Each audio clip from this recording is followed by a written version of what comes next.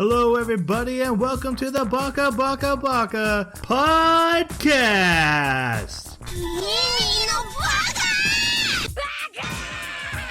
Baka.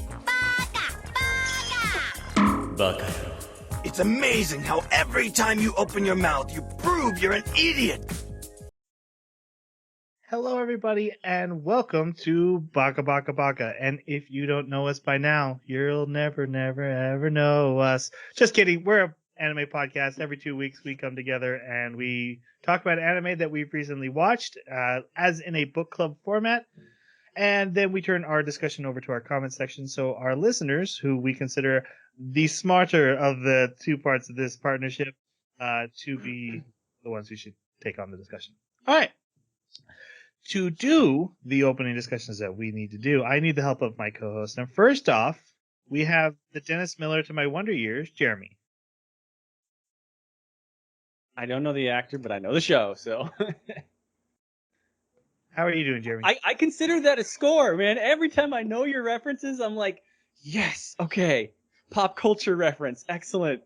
You are not completely disconnected. So Daniel Stern was the voice of the narrator of the boy telling the story, and he's Fred Savage's adult voice. It's Daniel Stern, who played in Home Alone. And you would have to be 60 years old to remember that show anyways. I know. And if you are 16 years old, you obviously know that is where everyone's first crush on television came from. Yeah, I was never... But yeah. This channel. Hi, Jeremy. How you doing? I'm doing pretty well. It's been a pretty busy week, but I did manage to find a little bit of fun time. And there was a new mod released for XCOM 2 War of the Chosen, where it's called Covert Infiltration, and it changes up the entire strategy layer of the game. And it basically makes you make a whole lot more meaningful decisions while you're playing the game. And so I started the game, and I got all these mods, and I thought, okay, this is going to be so great. And as soon as I started, there's just this... It gets me every time I play it now. I have to give the soldiers backstories, and I have to make them all look cool and make them all distinct and give them all names and nicknames and everything. So I made this rule for myself where as soon as they leveled up from rookie to squatty and they got a class, I would go in and I would think up this backstory and I would just start typing. And they let you have 3,000 characters. And so I was trying to fill the whole thing. And I am currently at 19 characters. And it's really cool, though, because this has become a joint project where my wife will sit here and tell me how to design them, and she will critique the story for the backstory for these characters afterwards. So, I've probably only played like an hour and a half of the game, and then the other like 30 hours I've spent just writing backstories for these characters. And then when one of them dies, you and your wife console each other in tears. Yeah. Exactly. That's the future. I haven't played enough for any to die yet. Fun. It is a blast. I love it. So when you hear Jeremy's reviews in this podcast, keep all of that in mind. That's what he's been doing. All right. We also have the Bob Saget to my How I Met Your Mother. Jason, how are you doing? I haven't seen that show, but he was also America's Funniest Home Videos. He was. That is what everyone knows him for. Even That's I right. know that one. There was no other more popular sitcom at the same time that he was on. Nobody's heard of Full House. Also, he's a great stand-up comedian. I don't know if you've ever heard Bob Saget's comedy. He's very blue. He's very dirty. Oh my goodness, he's dirty. Oh yeah, but he is very funny. Jason, how are you doing? Fantastic. Skyrim VR went on sale. Oh, sweet. I'm just kidding. Well, I mean, it did, and I did buy it, but that's not what I'm here to talk about. So my son begged me to try. Okay, he didn't beg me, but he's been asking me to try Apex Legends. It's a different beast. Like, I have a lot of Call of Duty experience now because Troy drugged me into it. But man, it's wrapping your head around the moment-to-moment decision making is just a completely different beast. But it's a lot of fun. Got my first win the other night, so I'm 2 wins now. What would you guys say is the meaningful difference between like Apex Legend and like Fortnite or PUBG or? Apex is a lot more sci-fi fantasy where you have individual abilities. And then like your Call of Duties is very much an arcade shooter where you can run, like I've seen Troy run into rooms and take out two dudes, and then their friend that's coming down the stairs, Troy will then run out, throw a grenade, and then take out that dude too. Like that's not something you kind of can, but not really in Apex because of just the dynamics of it. Apex, I would say, takes arena shooter. Like, you can empty a clip into a guy, and you still need to reload and empty two more before he's going to die. So if he has two teammates, you need your two teammates also helping you pour their clips into a guy.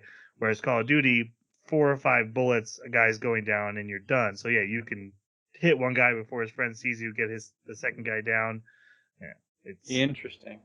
So, real quick, in Call of Duty, 2 melees at full hit points, full armor plates will down you.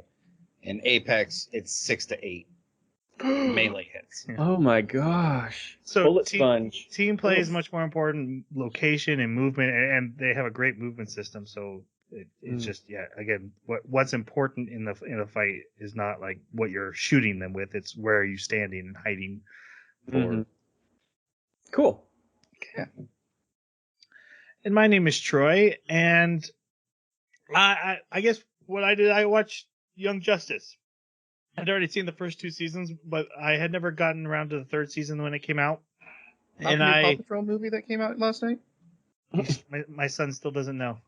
It's on the front of the App Store, too. I'm like, no, he goes here sometimes. No, Young Justice, which was a really great show about the DC superhero sidekicks getting their own, like, if they're not quite, they're bigger than the Teen Titans. They work for the Justice League doing covert black ops, so that way they're not in the limelight of the news and stuff of what they're doing, but then they also get to learn their powers and not be directly under, Batman. And but it ages them up. So like the first season he's Robin, the second season he's Nightwing, and the 3rd season he's retired from Nightwing and has started his own group. The 3rd season though was really good. They do a great job of developing their characters from the whiny teenagers in the first season to grown men who are then taking on new proteges, new young people into the show. Probably one of the better, especially DC. DC does really good cartoons. Have you guys ever seen Justice League Dark Apocalypse War? No. I watched that too. Okay, I've seen clips of that, I think. That's gore. Insane. Yeah. It is about the Justice League that goes to the final battle with Apocalypse, and it doesn't go well. And Constantine is like the main character of the movie, even though it's about Superman and Batman and all those guys, and they lose and they all get possessed, and it is like so many superheroes die in it. It's one of the coolest DC does really good cartoon movies. They're rated R. They're really intense. They're kind of better than their live action stuff, except for Suicide Squad, which I've seen twice now. Is that the same one where the Suicide Squad makes an appearance and they end up getting absolutely decimated? Yeah, but Killer Shark has that great moment at the end. All right, we need to go on. We need to talk about the anime we watched. We watched an anime called Mushoku Tensei Jobless Reincarnation. This was Jeremy's pick. And before we go into our spoiler section, we'll tell you what we thought of it and if we recommend it. Jeremy, it was your pick, so what do you think? I think it's fun. I think it's interesting as an isekai. It definitely has a little bit of a different flavor. I personally really enjoyed it. The main character is a creep. In the show, that's not hidden. You learn it very quickly. And it does persist, but it does seem to be something that, character development, you got to have a flaw to get over it. So maybe that's something that they're working towards him eventually defeating. It's an interesting journey to go on with this character. The other characters I find really entertaining and funny to watch. I do think it's a bit short, but yeah, I definitely recommend it. All right, Jason, what did you think? I have mixed feelings about it. I think there is a great underlying story building that can't find its own identity. Because I think it's trying to fill too many. It's trying to check too many boxes, I think. And the creepiness factor was a bit off-putting. I, I could say take it or leave it. All right. For me, I think this is actually a phenomenal anime that makes some really bad choices. I think the world building is amazing. I think the characters are complex, and it's beautiful. Some of the animations were just jaw dropping. At the same time, it meanders on its plot. I think, especially it is an 11 episode season, and it's not till later in the season that the plot actually starts. In my feelings, there's the main character's concept brings a very creepy uneasiness to it that we've already mentioned, but there's also a like it's written by a 13-year-old sex humor through the whole thing that just doesn't land with me very often, and kind of undersells some of the more serious moments as well. I'm torn on some of those. Some of them made me laugh. Some of them I'm like, okay, we get it. Those three things aside, and they actually diminished in the second half, and I thought the second half was much better. But those do kind of keep me from being like, this is a top tier anime. But I did enjoy it outside of those elements. All right, your guys' thoughts on the OP and the EDs? Considering there really wasn't an OP, I thought that was a brilliant move. They did a really good job of weaving those first few minutes into introducing what the story is, giving their, the little small animation of the title. I love the song that they play each time. It's really mellow. And then the ED changes halfway through, right? I don't know. I stopped watching it again. I don't remember it changing. I just remember him like he's always sitting in that broken ruins garden wall type thing, reading his book. And then it ends with him reaching out. Yeah, it was okay. Nothing to write home about. The ED. Yeah, go ahead, Jeremy. Oh, I was just going to say that I thought it was really cool how they would use frames, basically, sometimes animated frames where you'd have like raindrops or other effects animated over top of the frame to show, like you were saying, Jason, about what was going to be happening and what the setting was. But I kind of wonder if this was part of why they only wound up with 11 episodes, right? Because they did wind up having to draw all of these. Did that wind up being more work than making one intro that they could just tack on to the beginning? I don't know. It's hard to tell. But It is getting a second. It is getting a second season. I saw that maybe that was announced. Maybe it was just COVID that kicked it down to 11 episodes. Yeah, do you have thoughts on the ED? I do not. Okay. I agree with the OP. Just the fact that it kind of set like here's where we are and when we are in time and life, and just kind of setting the mood of that episode was really cool. Playing the song, but stuff is still happening in the background. And still seeing the characters go about daily business and things like that was really interesting and beautiful. And I thought the ED, if nothing else, was flawlessly animated. It was pretty, so I liked it. All right, let's go on to everyone's favorite part, the spoiler section, when Jason will no longer mention Path of Exile for the rest of the... No. How dare you? No, so I didn't mention it once this episode. And let me tell you, Cirrus kicked my butt today. Okay. So from here on out, spoilers about the anime, characters, plot, all that stuff is going to be said out loud. So if you are listening, be ready to be spoiled. So our anime 2 million DPS starts. No one cares. With a man getting hit by a bus, and we hear his inner monologue as he's rushed to the hospital. They talk about how heavy he is.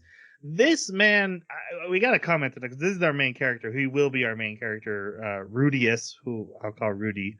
But he is animated in a trope style for anime that tells you bad creep. right? Otaku Yes. creep. The kind of guy you don't want sitting next to your main characters on the bus because he might get gropey or something. Yep.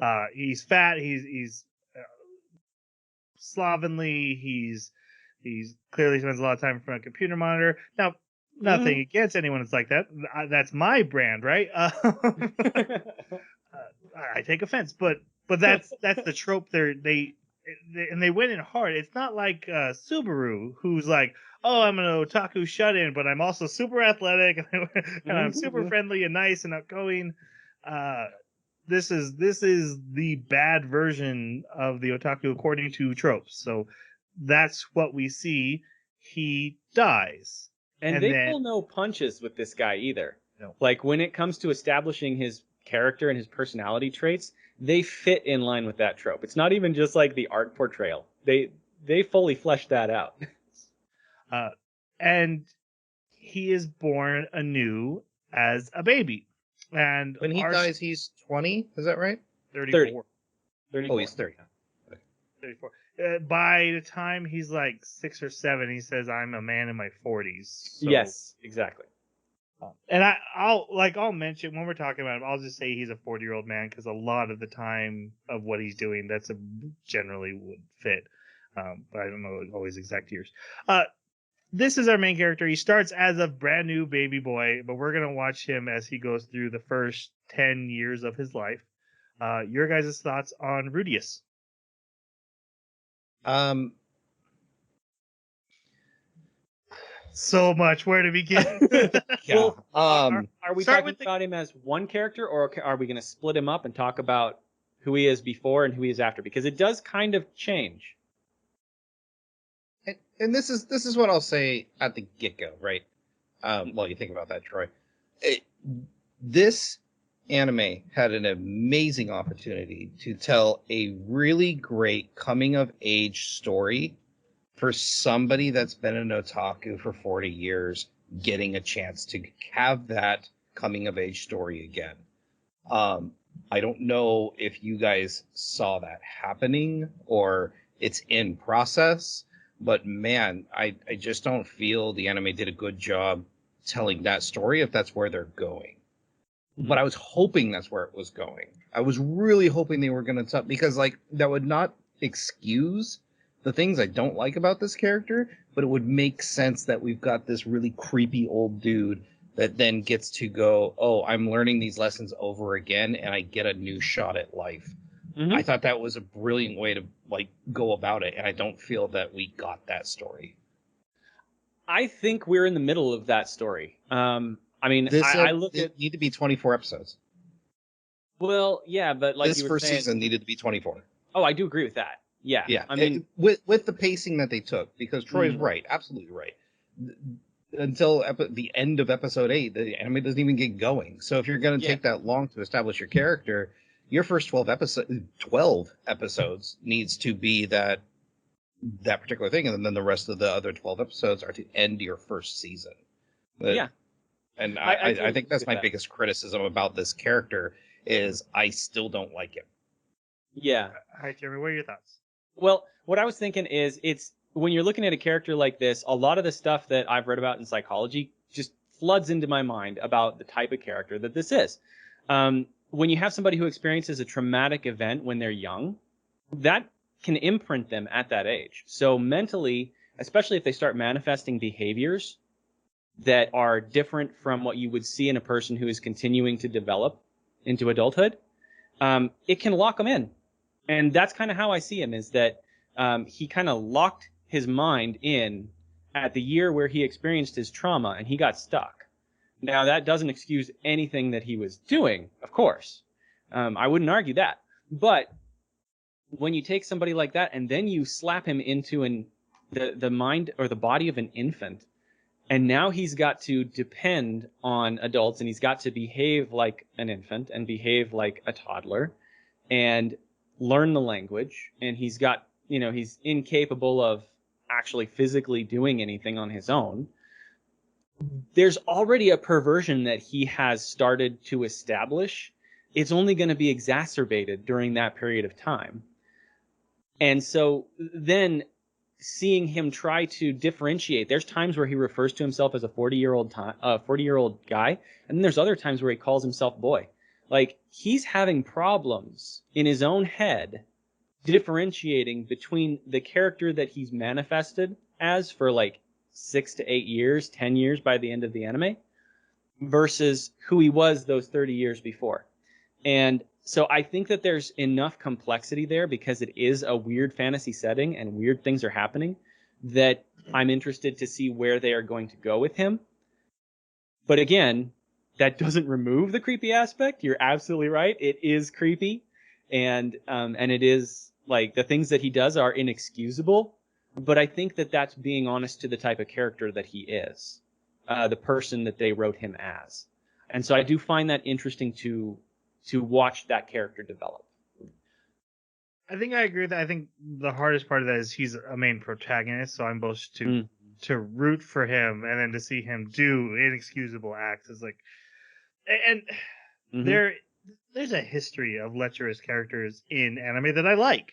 Moroku from Inuyasha, and it's less so now. It doesn't really fit in modern times as well. You know, it was given more of a pass. But Master Roshi, Yeah. I think it works better with young kids and old men. But yeah, then there's guys like Konosuba flirts with that line, but then again, that's a character you're kind of supposed to also hate love. Yeah. This one just didn't feel like they got it right to me. But I do enjoy everything else about the character. The man-child in a child is very interesting. Getting that second chance. And like you said, they're very looking at the naked truths of kind of the person he was. I mean, the second episode starts with a flashback of him having self-love while his parents' funeral reception is happening downstairs. Like, he and blatant, like not even like, oh, subtly hinting. It's like, no, this is what this guy was doing. But then he's trying to become a better person. And one thing I loved about this character that a lot of isekai don't do, when the first time he saw a person die, and he's freaked out, and his value for life was really refreshing in isekai. We see so many people like, I'll just blow everybody up. I'm the powerful guy. And then there's Overlord, where I lost my soul. Whoops. Yeah. But yeah, this is really refreshing. So there's a lot about this character I like. The creepiness, and we'll go into I don't think the debate is going to be over here. I think as we go through each item, we'll be talking about how that fit with him. But speaking about the character himself, he is interesting, and I do like watch fun. Even though, honestly, when I first started this, I'd be like, "That's my nightmare." Having my adult mind in a baby's body, I gotta poop myself. I can't. I have no self. I have no control. It's like solitary confinement for years. That would be insane. And this guy's like, "Oh, I'm enjoying exploring the world." I'd be like, "Get me out of this body!" Yes. But it tries to make it a fun experience for the character, and I guess that's fine. We kind of skip past a lot of those early years that would have been nightmarish. Yeah. I think and this is the last point I'll make on this, is that you make a lot of great points, Troy. Like there are a lot of there is the makings of a really great character here. The problem is that the creepiness is spread out at such a regular pace that every time I get over the last one and I start rooting for him, he does something that is unacceptable in my view. And I go, okay, it feels like the animators and the storyteller, or well, not the animators, but the writer was like, oh, this is funny and okay because he's a boy. But it's like, no, that's a 40-year-old dude in there. And we haven't learned this lesson yet. Like if we had those beginning, and then somewhere before episode 11, he came to this realization of, oh, this isn't okay anymore, I probably could have got turned around on this character. But that's just that's how I feel. Yeah. I don't know if he'll ever have the revelation that it's okay, that it's not okay for him to, like, be creepy, shall we say? But I do think that his interests will lie in the age that his physical body is at any given time. So I think that's part of the creepiness factor right now. I think when he's older, probably will gravitate towards the same people that are his age at that point, and then it won't be seen as weird because they're going to be in their 20s or 30s or whatever they happen to be at that time. There is also something to say about just the way he views women. For his friendship with Soph is a great example. Like, oh, this is my bro, this is my dude. I love hanging out with him. The second he finds out Soph is a female, oh, I hope I get to bang her.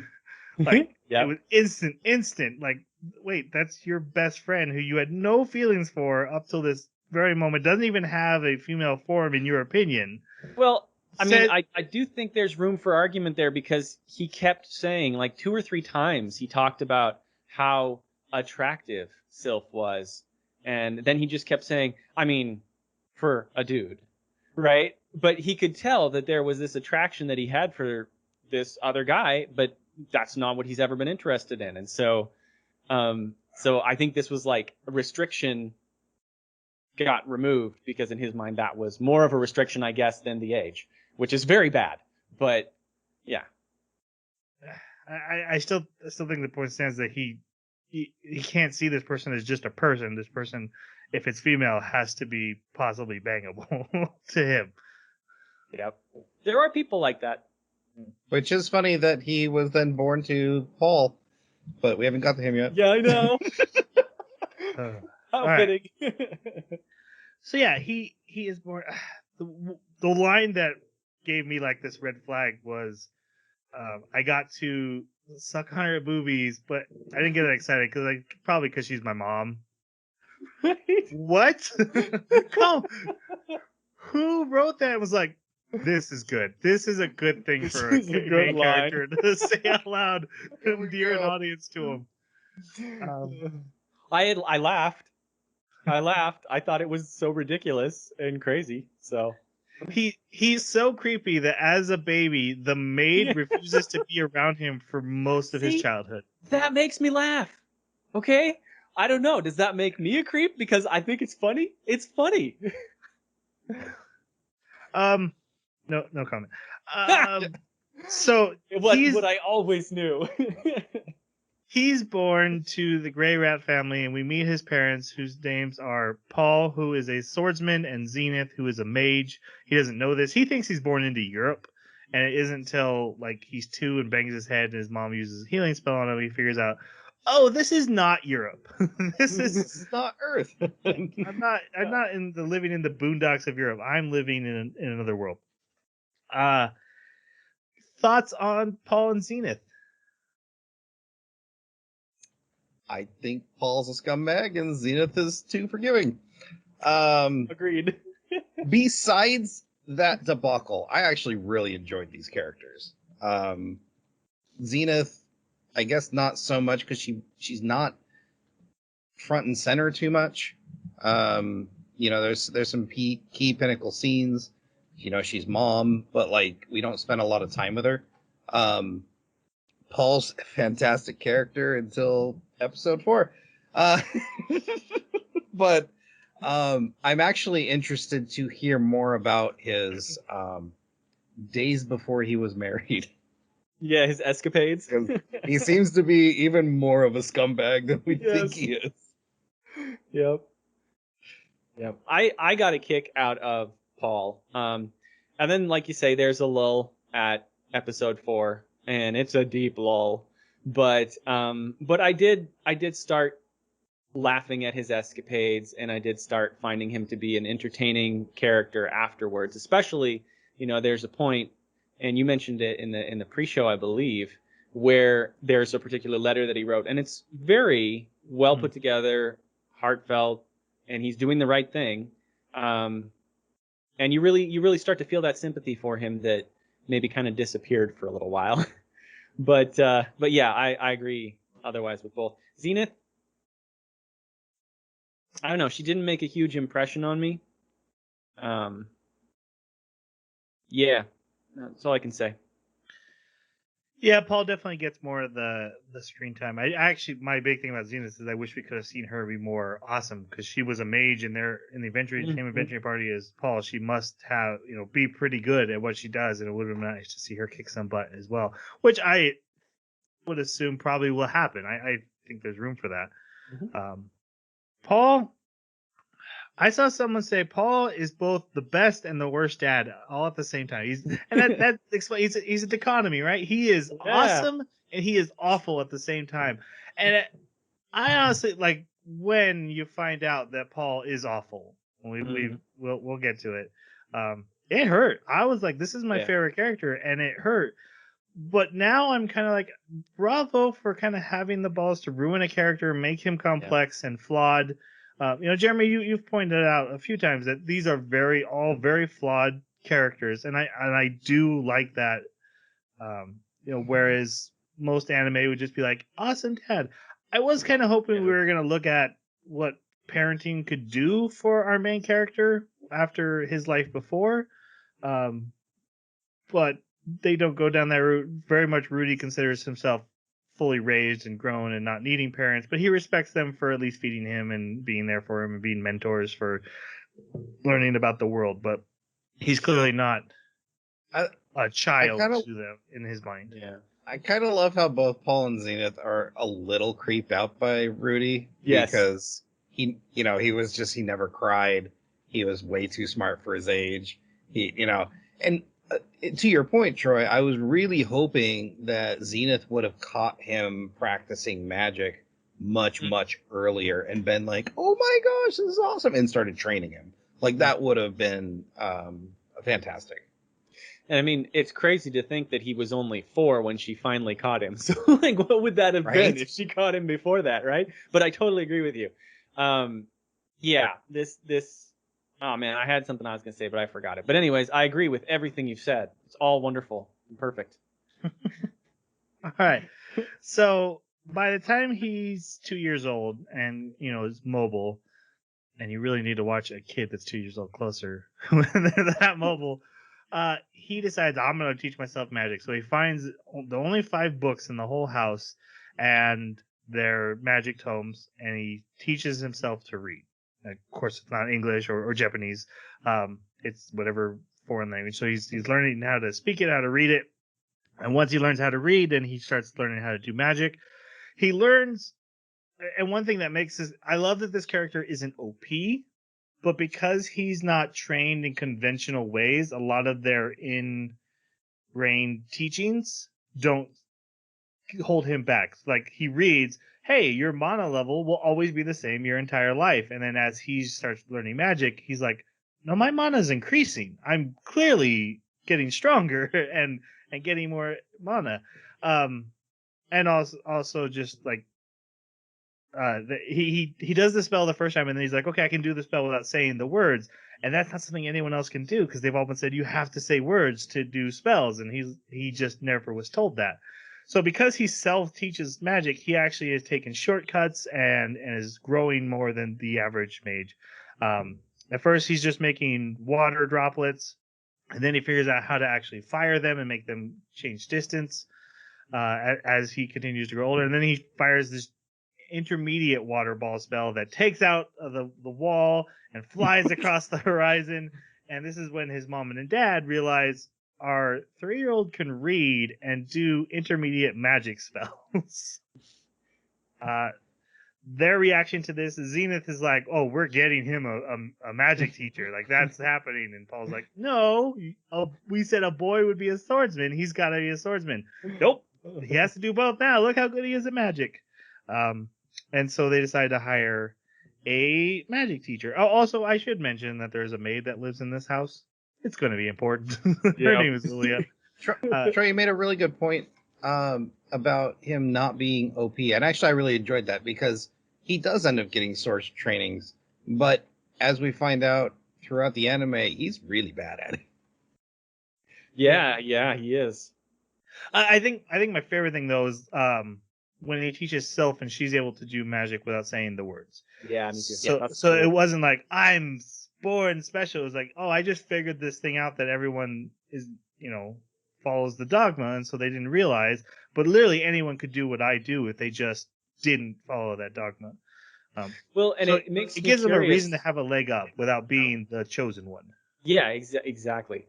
It makes me curious whether that has anything to do with her elven heritage too, because Roxy tries to do it and doesn't. But I mean, obviously, he hasn't taken the time to try to describe it to her and walk her through the process. She's just trying to figure it out on her own.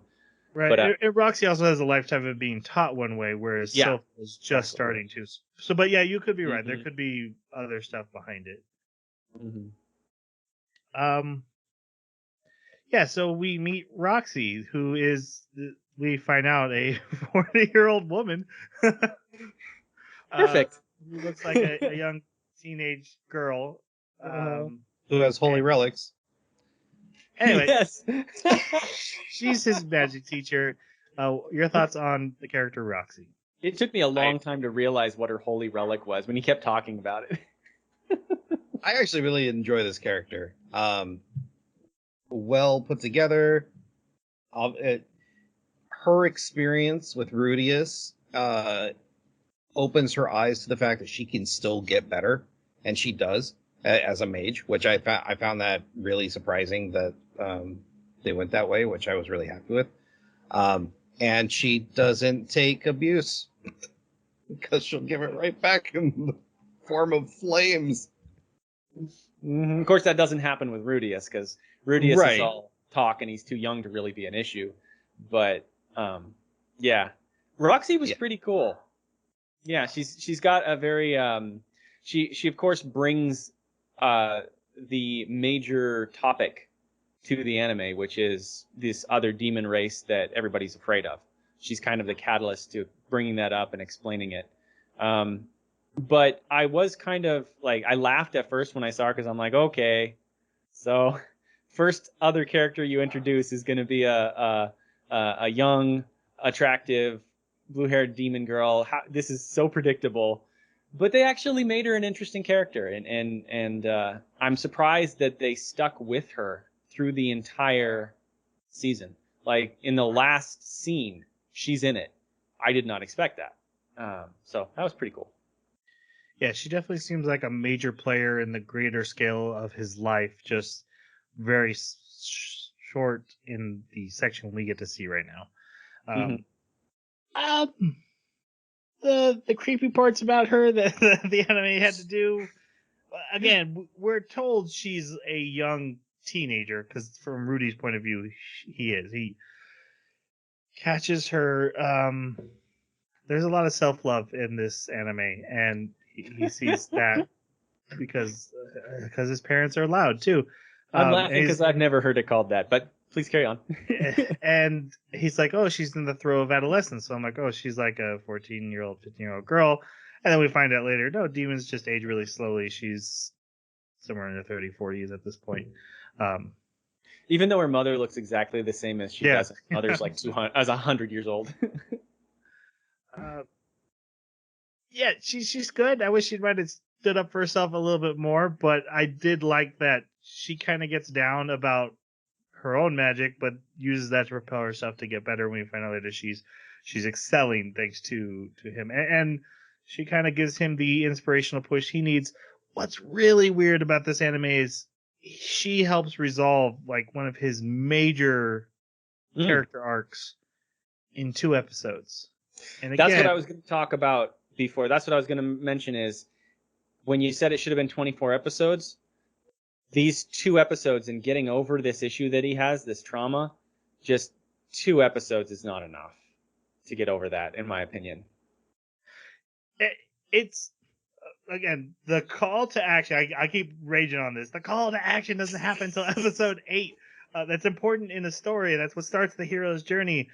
It happens in episode 8, but the character resolves a major issue in their character arc in episode 2. It's so backwards and weird.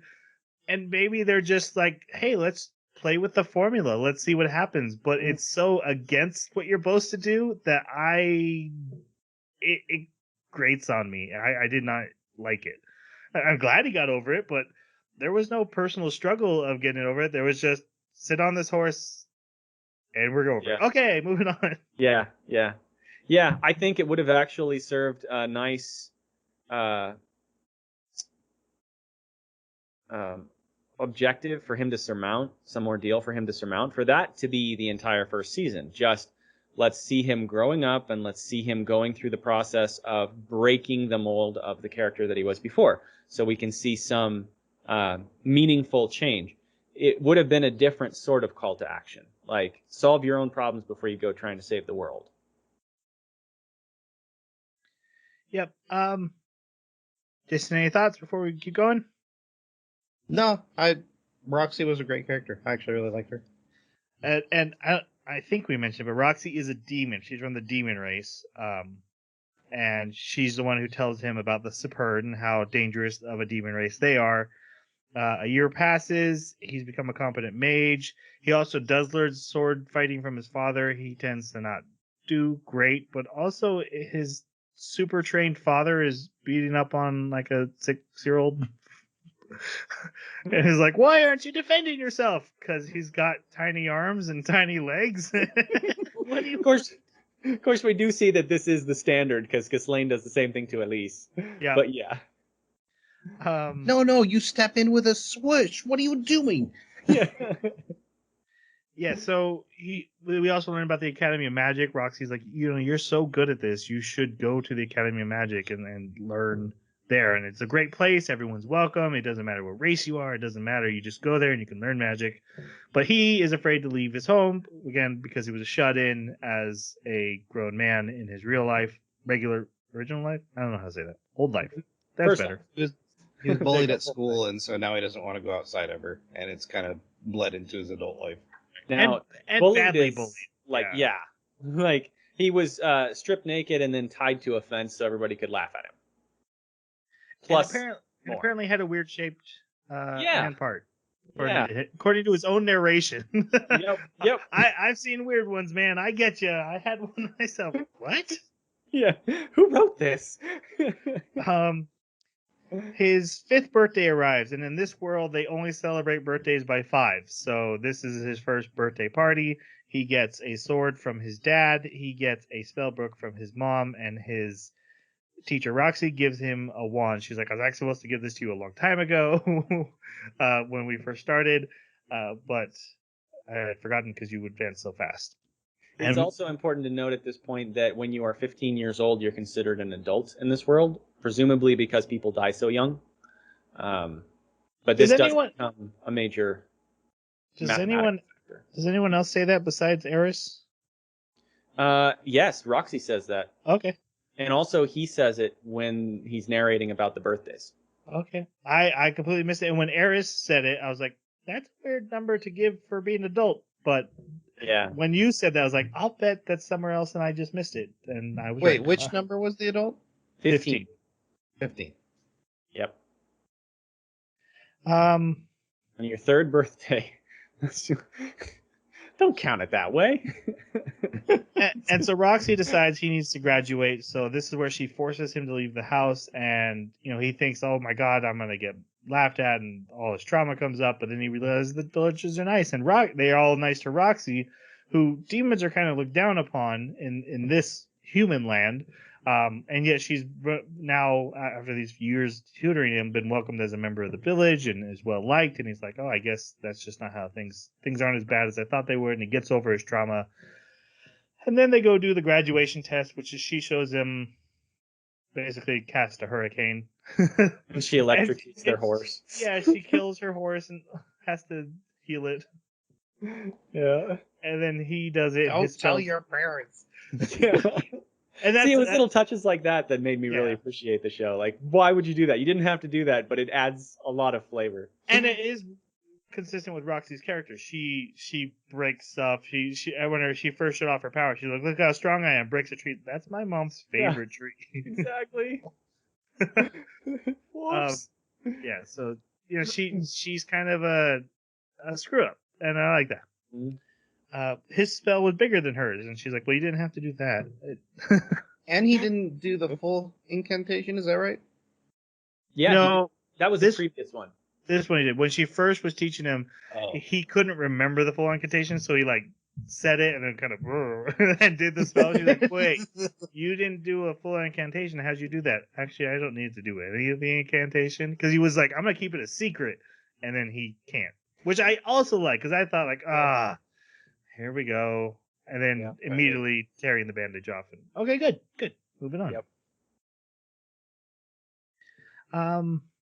She then decides to leave and gives him a amulet to remember her by.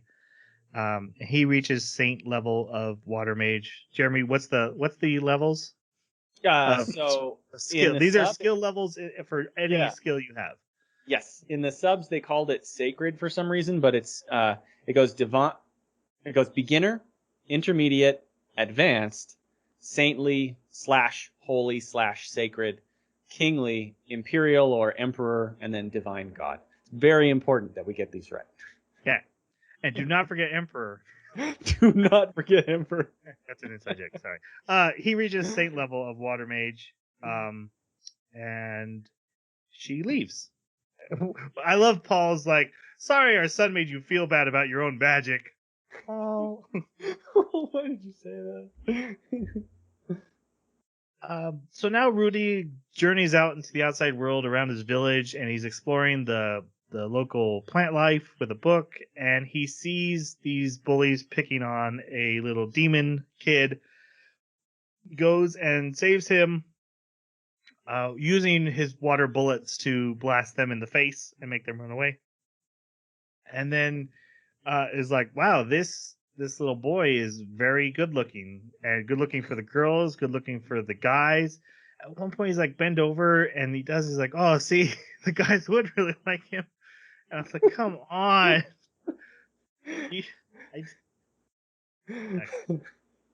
Well, and I noticed that what he kept saying was, I want to stick with this kid because when he grows up, all the girls are going to come for him, and then I'll maybe get one or two. He learns it. Not this is Sylph, or it's actually Sylphie. I don't know.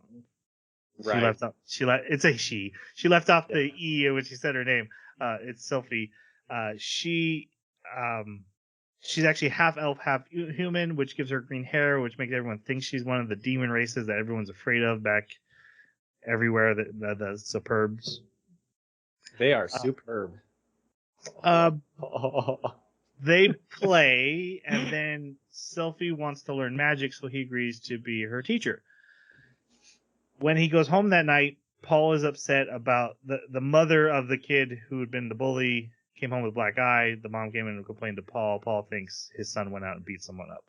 And he starts yelling at Rudy, and Rudy's like, a 40-year-old man who's been arguing out of BS my whole life.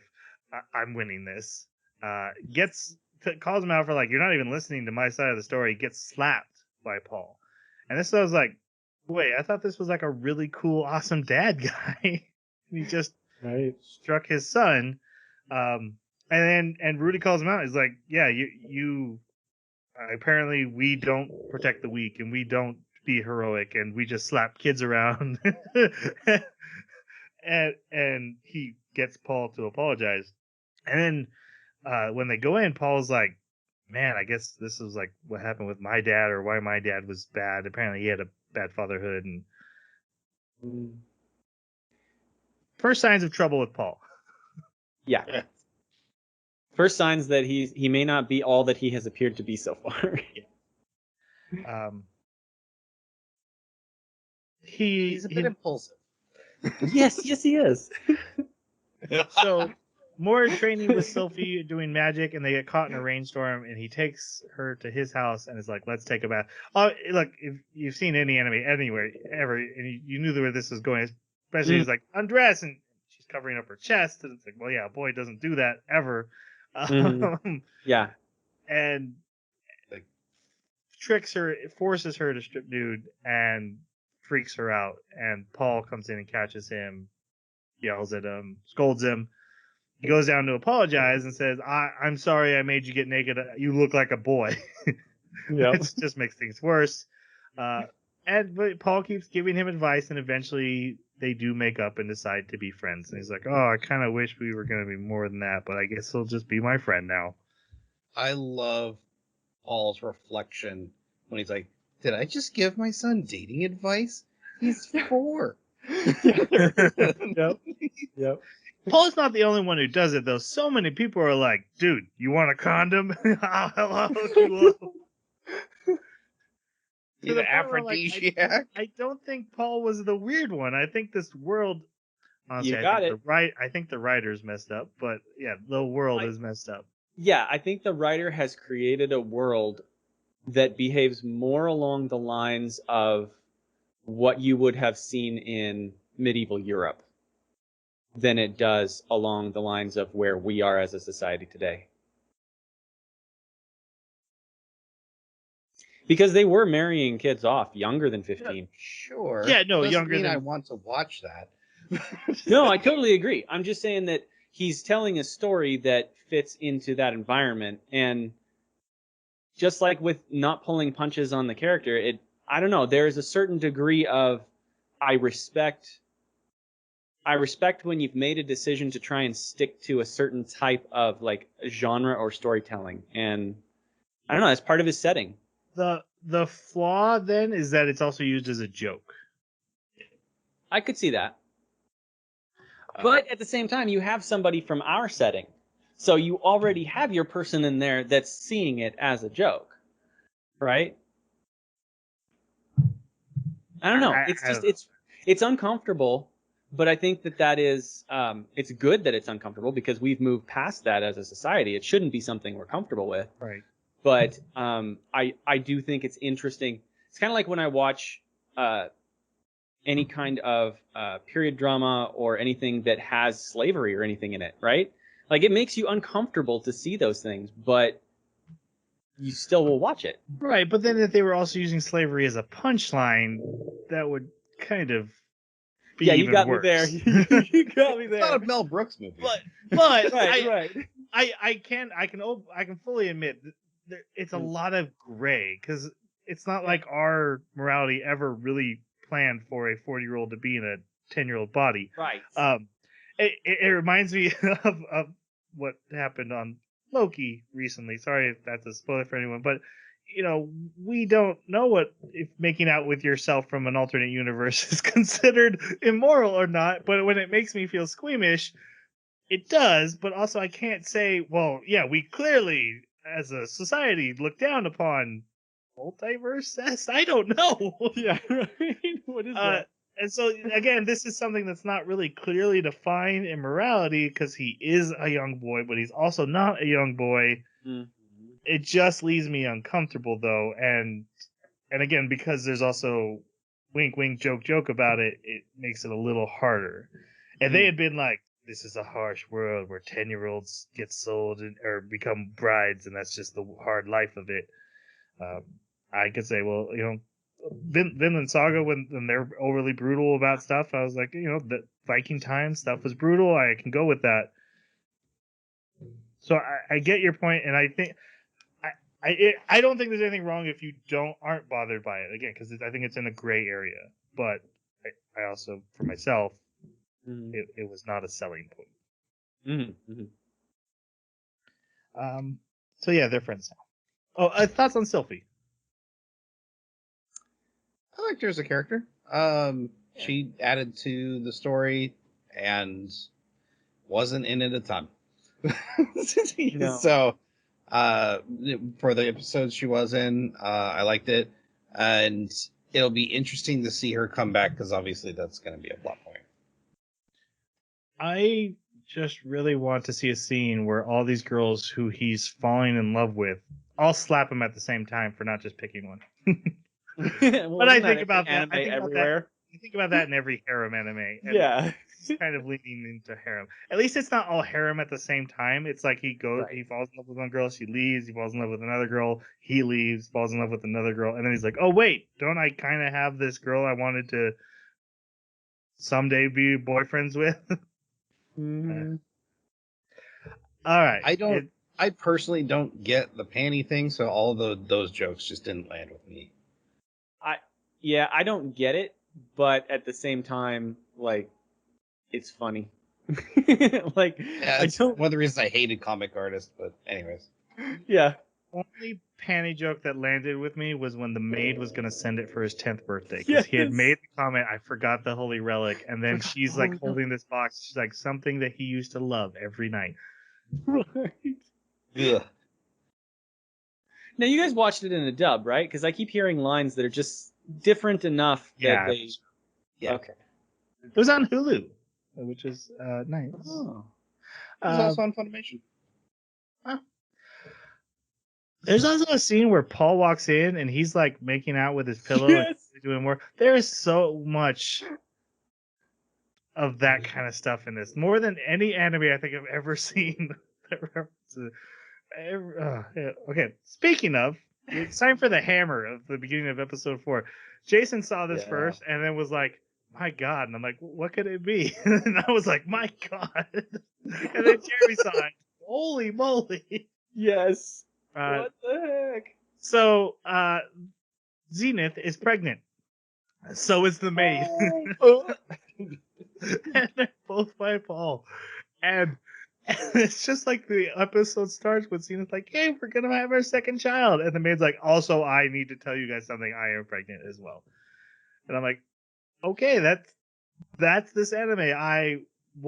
Paul is my favorite character. He's a horrible person. Jeez Louise. Thoughts? Your guys' thoughts? I'm stealing all the spotlight on the big twist. It.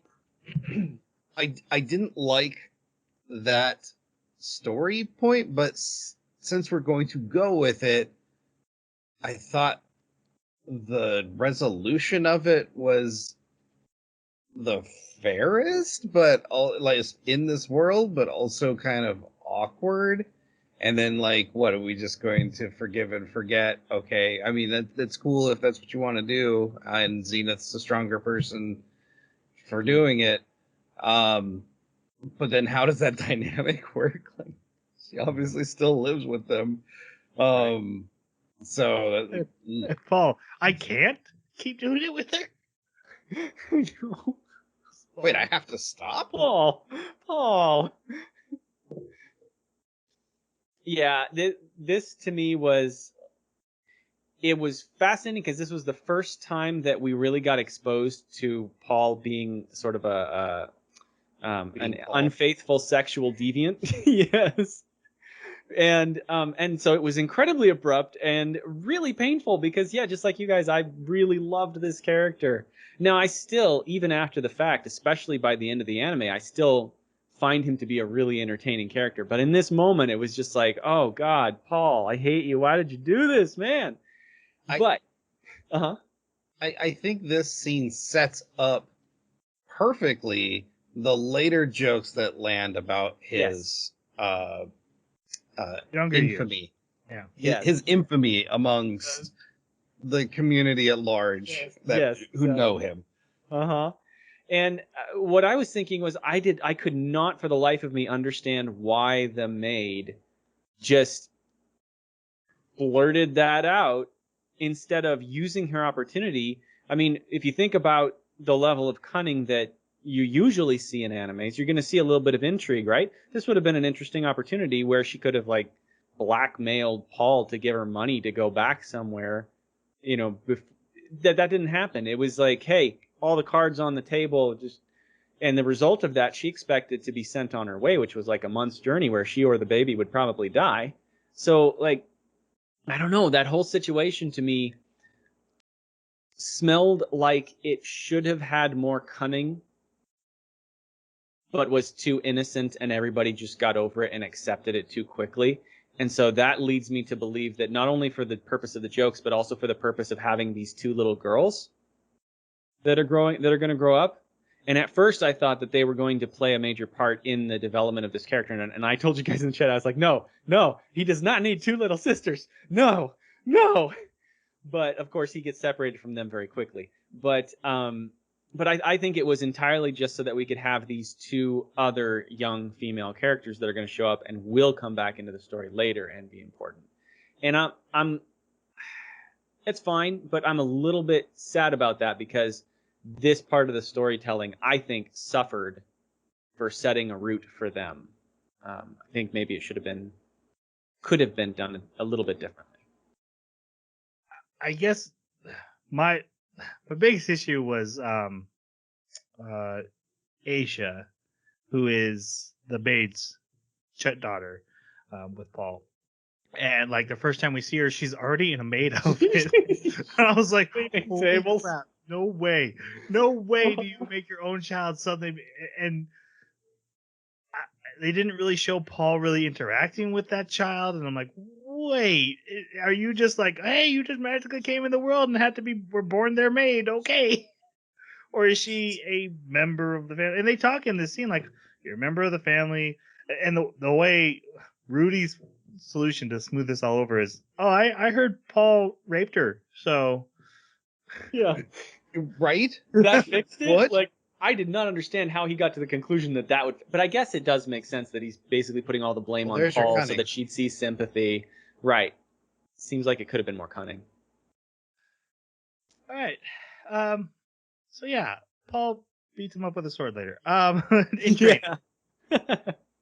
But this is when the maid's like, wow, that kid always creeped me out, but I guess he is a good person after all, since he lied about his dad raping me when I was the one who seduced him because I had to listen to them do it every night, and I was like, I'm gonna get mine.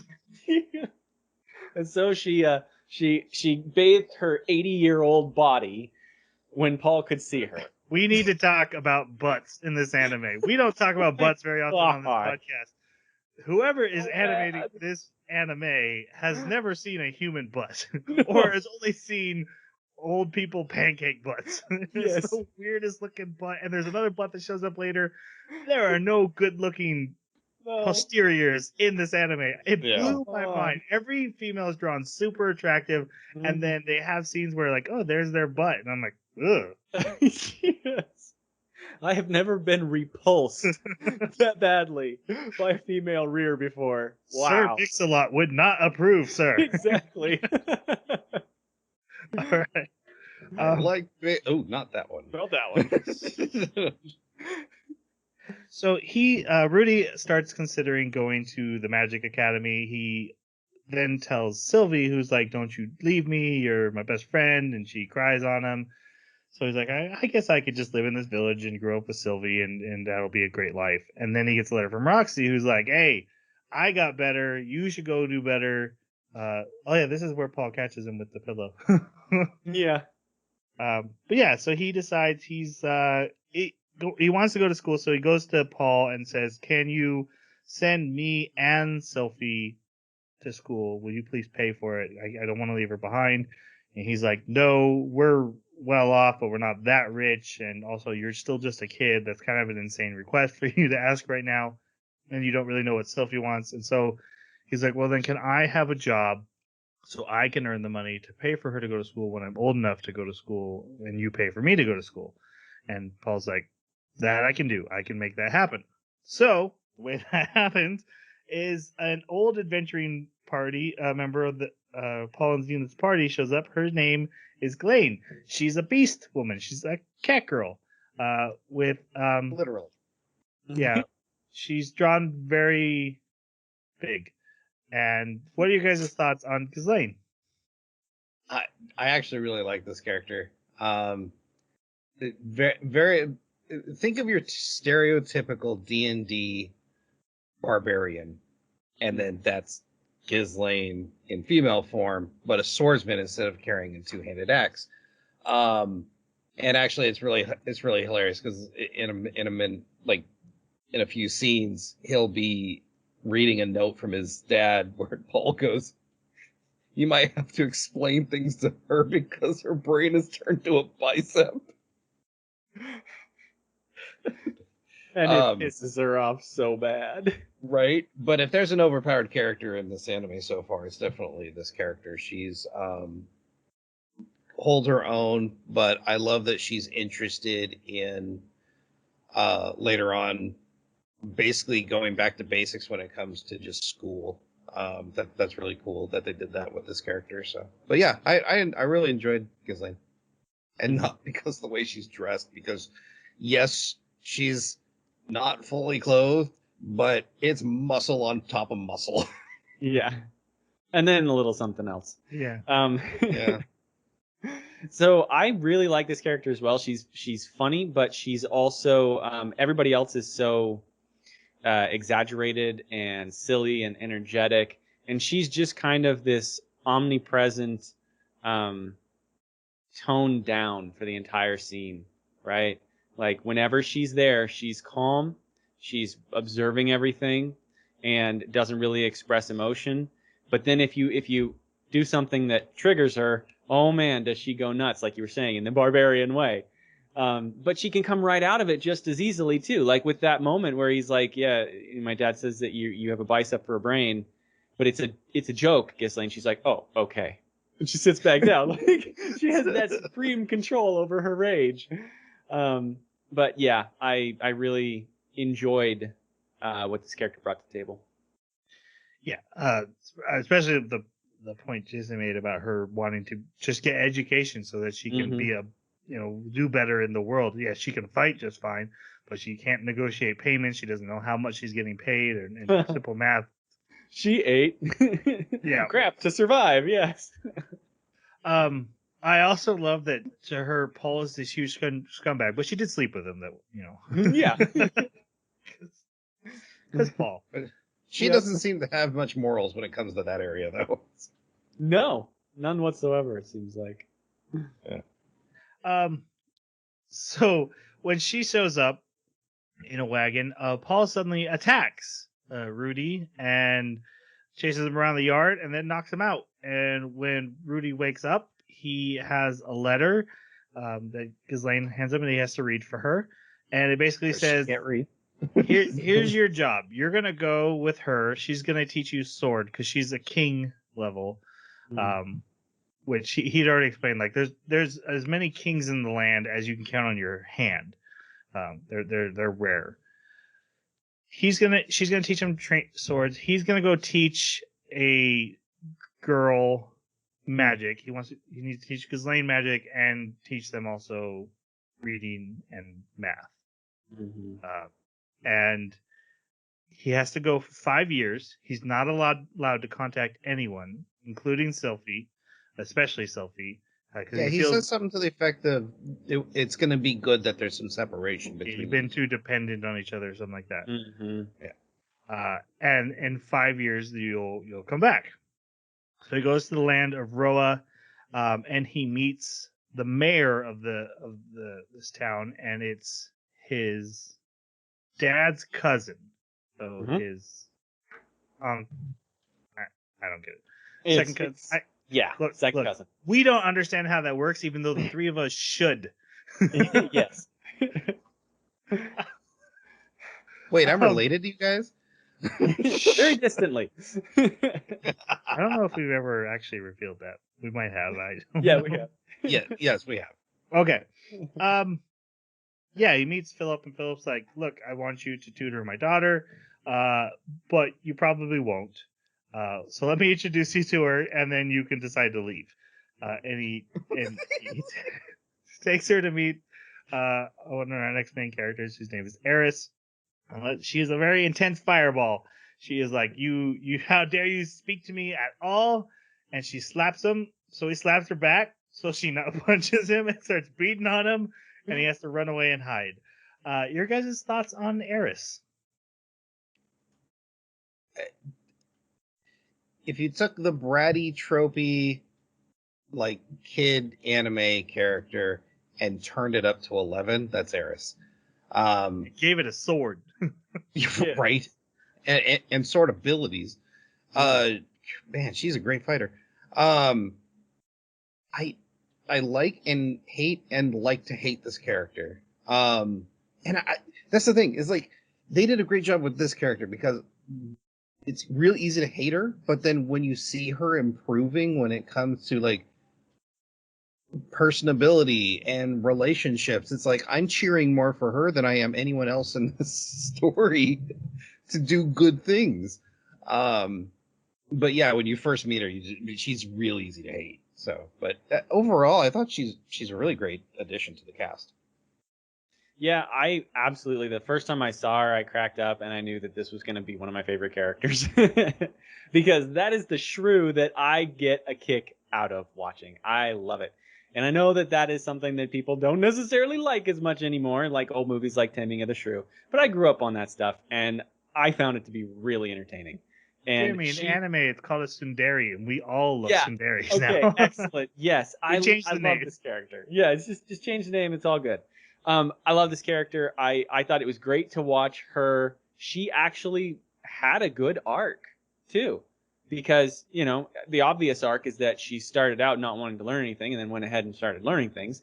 But there's also an arc when it comes to her relationship with Rudius, and it's a very complex one because she starts out having no respect for him, not liking him and anything, and then by the end she's saying things like he's amazing and listen to him all the time and all this, and you know, and it was really cool to see how the situation got that way, because I think that the anime actually earned it pretty well with the interactions between the two of them, and how they viewed each other, and especially how she viewed him changing over that time. My favorite parts about Eris is that she, like many of the characters, is flawed and great. She is a good person with an insane temper. Even after she goes through kind of her arcs of learning lessons about life and stuff, like a button pops off a coat and she ends up punching a random stranger who didn't mean it, but then is also like, take care of yourselves. No, okay, hold on. No. She didn't just punch. She Yeah, punched and then continued to stomp on. To the point that he needed a lot of healing magic. spell. Yep. Yes, so great character. She was a blast to watch, and honestly, like, we're getting closer to the parts of the anime that I really enjoyed, and she is a major focus in that. And I thought she was a great companion to the group and what she brought into the flavor of the team. So he does decide he wants to be her tutor, and so he comes up with a plan with his Philip.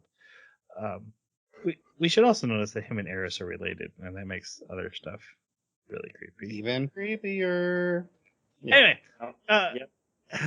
Not back then though, but yeah. So the plan is they're going to pretend to be kidnapped, and then he'll save her, and then she'll be endeared to him. They wake up after being kidnapped, and he's like, "Oh, look where we are!" And then the guard comes in and beats the living snot out of her, bloody, like teeth coming out, blood everywhere, Yeah. and he has to do healing spells on her. He's like, "Oh, that guy went a little rough with his acting." He does not get that they have actually. I love that the whole time he's winking at the guy like, come on, I'm in on it, right? There's You see other this, right? scenes where he winks too. His wink is fantastic. Yeah, it's really bad. Actually, it's hilarious that he opens the box that she's in and she's still sleeping and he's like thinking to himself. And he starts cackling like a villain and then she Yes. wakes up. That's the first thing catches she him sees. cackling. Yeah. So, but most of the plan goes as he gets her to not only agree to come with him, but she was not allowed to talk anymore because she's annoying him so much until they return. Oh, she was being loud.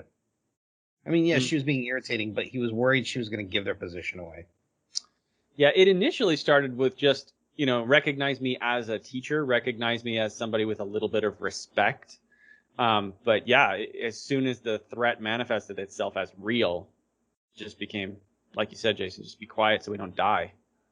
So they take a wagon, they get back to Roa, and they come across, I think his name is Thomas, who's their servant, and then suddenly Eris is grabbed by the kidnappers again and takes off down an alley.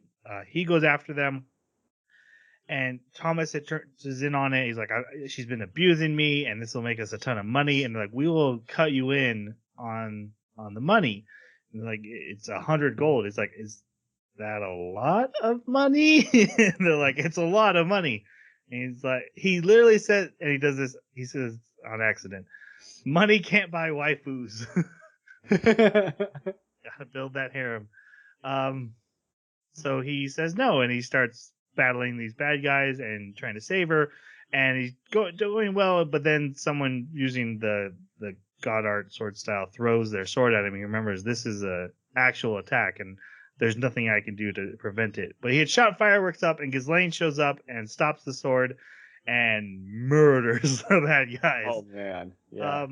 And this is what I'm talking about. This really affects Rudy. It clearly freaks him out. The blood's pooling around his feet. It isn't just like, oh, bad guys died. Awesome, we won the fantasy video game land. He clearly values life, and so this was a major effect on him, and that was probably one of my favorite things about that character. This scene, and then how it clashes with other characters later. And then they return home, and Eris says that he can be her tutor. She's in. Yep. Did the kidnappers get hired to do the fake kidnapping and were like, screw it, let's do it for real? It was never explained, but that seems to be implied. Right, because of Thomas being the mastermind. Okay. Yeah, I mean, I'm pretty sure that they never thought it was going to be fake because Thomas told them let's do it for real from the start, I bet. So Rudy meets a couple more members of the family. He meets Hilda, who is Philip's wife, who does not like him.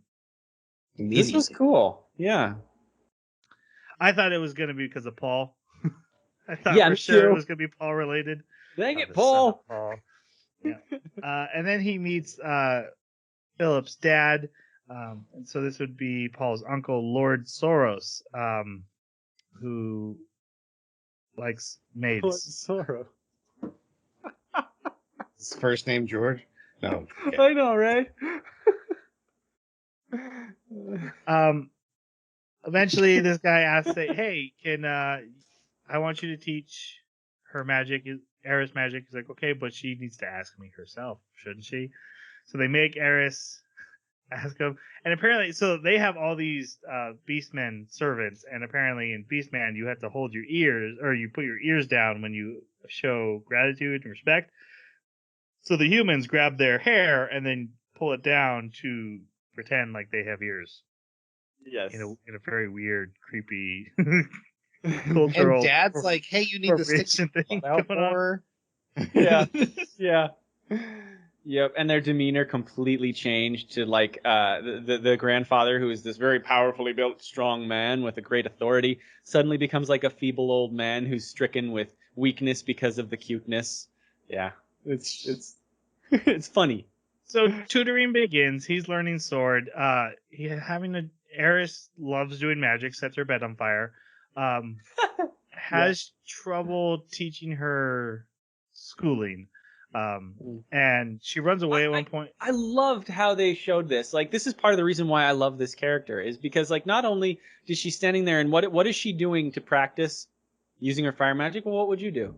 You'd light things on fire, right? I would light things on fire. So what does she light on fire? She lights her bed on fire. And then when there's something she isn't interested in, she is literally gone. Like, it shows the door swing and she is gone. And then he has to describe it in this monologue of like, so I chase her. And then when I find her, she punches me. And then I fall down and then she runs again. And then if I find her again, she just beats me up again and runs away again. This just cracked me up so much because they were creating this character that was so silly. It added an element of silliness to it that I kind of enjoyed. So, but yeah, I loved these scenes. These were great. This part was very sitcom-y. I have to say that. Yeah.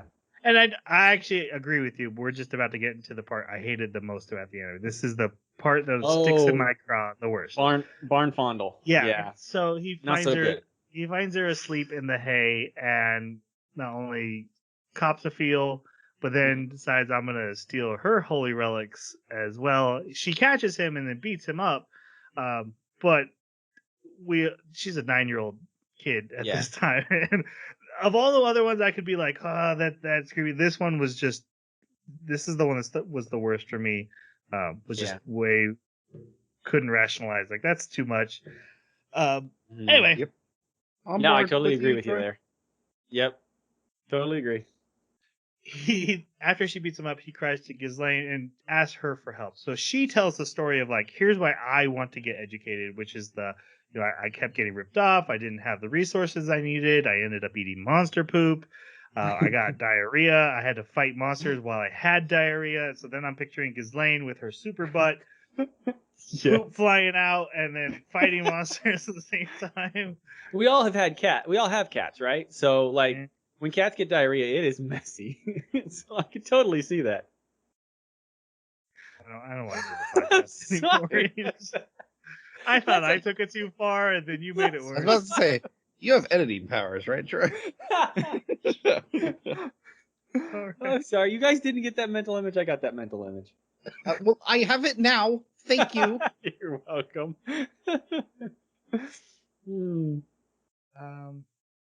Eventually, they all become a little overworked, so they take a day off and they go to visit the town. And Rudy spends his day like monitoring prices because he doesn't understand the value of money, which makes sense. I don't think my son knows the value of money at 7, so I don't think you fully have taught your kid that. So, but he's like, okay, how much is that? How much is that? And comparing them. And then this merchant's like, hey, little boy, come over here. I want to sell you something. This is He's- weird too. He's like, Yeah. okay, what? You want an aphrodisiac? you want Viagra in a bottle? And I'm like, he is 9. What are you doing? Yeah. Yep. And I did like that the Of first course, thing he gets all excited. Well, I like that the first thing he thought of wasn't it that to send it as a gift to Paul. That actually cracked me up. But yeah, this was just a really weird scene too. But then Eris and Ghislaine come up and they have a conversation about money, and he's explaining. It's funny because he's writing in Japanese too on the paper because they can't So they read can't what he understand wrote. it. But yeah, he's explaining the value of things and why he wants to know the value of things, and he does this like, if you sell something for 3 over here and then sold it or bought it for 2 and then sold it for 3, what would be the difference? And Eris is like 11. And I love in the background you see Ghislaine just kind of going. Yeah. One. Yeah, so Ghislaine gets it right, and then Eris is like, "Oh yeah, because then it would be 1," or she should like redundantly re-says it. And he's like, "You got it right, yeah." Oh, and it's so great because she gets it wrong because she's asking about something else and she gets the number wrong, and the shopkeeper is just like staring at them, going, young sir, I did laugh at the shopkeeper being like, did you want to buy? Are we still talking? Like, am I still? It's very funny. I took that as him recognizing that the math that the girl said was wrong, but the main character said that it was correct. And I thought he was like, wait, no, but are you trying to tell her it's correct? In the dub, he's very much just like awkwardly like, are we buying? Are we doing a transaction here, or what's going on? Yeah. None of that was in the sub. In the sub, it was so in the dub. Then they made it sound like she actually got it right and said it redundantly. She said she did a completely different math problem in the sub and got it wrong. Oh yeah, in the dub she got it right, and he's like, yeah, you just resaid. Well, not it. the first time. The first time she gets it way wrong. Ghislaine says the right answer, and then Eris basically resays it like backwards. Nope, that's not what happens in the sub. Well, and he's like, "Oh, she just likes to be complimented." He's like, "Yeah, you're so smart." Yeah, no, in the sub she says, "Oh, so if I buy something for 10 and then I sell it, or if I buy something for 9 and then I sell it for 10, I'll get 11 or something like that." Or no, I think she says if I buy it for 10 and I sell it for 9, I'll get 11. Well, but what's interesting to me is that there's a complete departure. Like the difference is whether she got it right or got it wrong. And that changes the interpretation of what the shopkeeper says entirely. Because I was very confused. So that's very interesting. Then he sees a book he really wants to buy. Eris is like, I'll have my daddy buy that for you. Clearly likes him now or wants to do something nice for him. And he's like, no, that's too much, and you don't actually have any money, and you should earn your own money and then, buy stuff with that instead of making other people buy stuff for you. And so he's like, let's talk to your dad about getting you an allowance. Which he then uses to buy the aphrodisiac as a present for him. She has no idea what it is. Doesn't know what it is. And he's trying to sneak it out of the the classroom, and they realize like, wait, no, something's going on. What is it? And they grab him. He ends up dropping it and yells out, "Ah, my aphrodisiac!" And then they tickle torture him, and that's it. This was this is a very sitcom silly Yeah. episode. Yeah. One thing that's happening through this is Eris is getting better and better with the sword, while Rudy's pretty much staying the same. Also, I don't think it was part of the deal, but like Ghislaine is learning magic as well, No, that alongside Eris. Paul had said that you got. Oh, he did. I thought it was just their arithmetic. Okay. Winter comes, and the 10th birthday of Eris is coming up, and her dance teacher is like, "Hey, can you back off on some of your lessons? Because she needs a lot more help with her dance lessons, and could you give me some time?" And he's like, "Awesome, because that's time off for me." So he starts using that time he decides to start studying languages. And I do love the comment, this kid brain learns languages so fast. I'm like, oh, that's true. I know that about kids. Mm-hmm. Kids can learn languages way easier. But yeah, so he learns beast language, demon language, and there's a third one. He doesn't get a hold of the third one though. Or like he can't get a handle on it. No, it's demon language you can't get a handle on. That's the one that stumps him. From Roxy. Yeah. Oh. Yeah, right. Yeah, but yeah, okay. He writes a letter to Roxy, basically telling her all this. And she writes back, "Hey, I'm still teaching that prince who cops a feel on me and I set on fire all the time.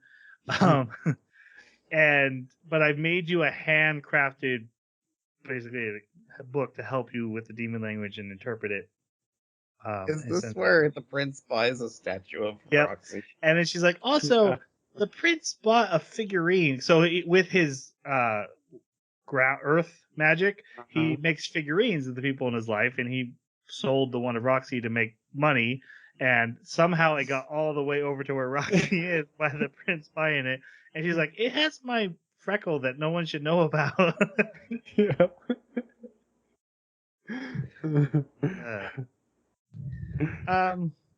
Then the 10th birthday is coming up, so he ends up having to help Eris learn how to dance because she doesn't like learning it, so he agrees to help her. And then her 10th birthday party comes. She goes to the floor to do the dance. The boy comes up and dances with her, and she stumbles and falls down, and everyone's like, "Oh, yeah, the classic Eris. She'll never be the lady of the manor type thing." So Rudy steps up and dances with her. And she's still struggling, so he's like, "Close your eyes and use your sword instincts and follow, and I'll tell you when to do the moves," which he does. So they dance perfectly, and everyone is happy, and that's her birthday. Was it implied that whoever steps forward to dance with her is offering a potential mate?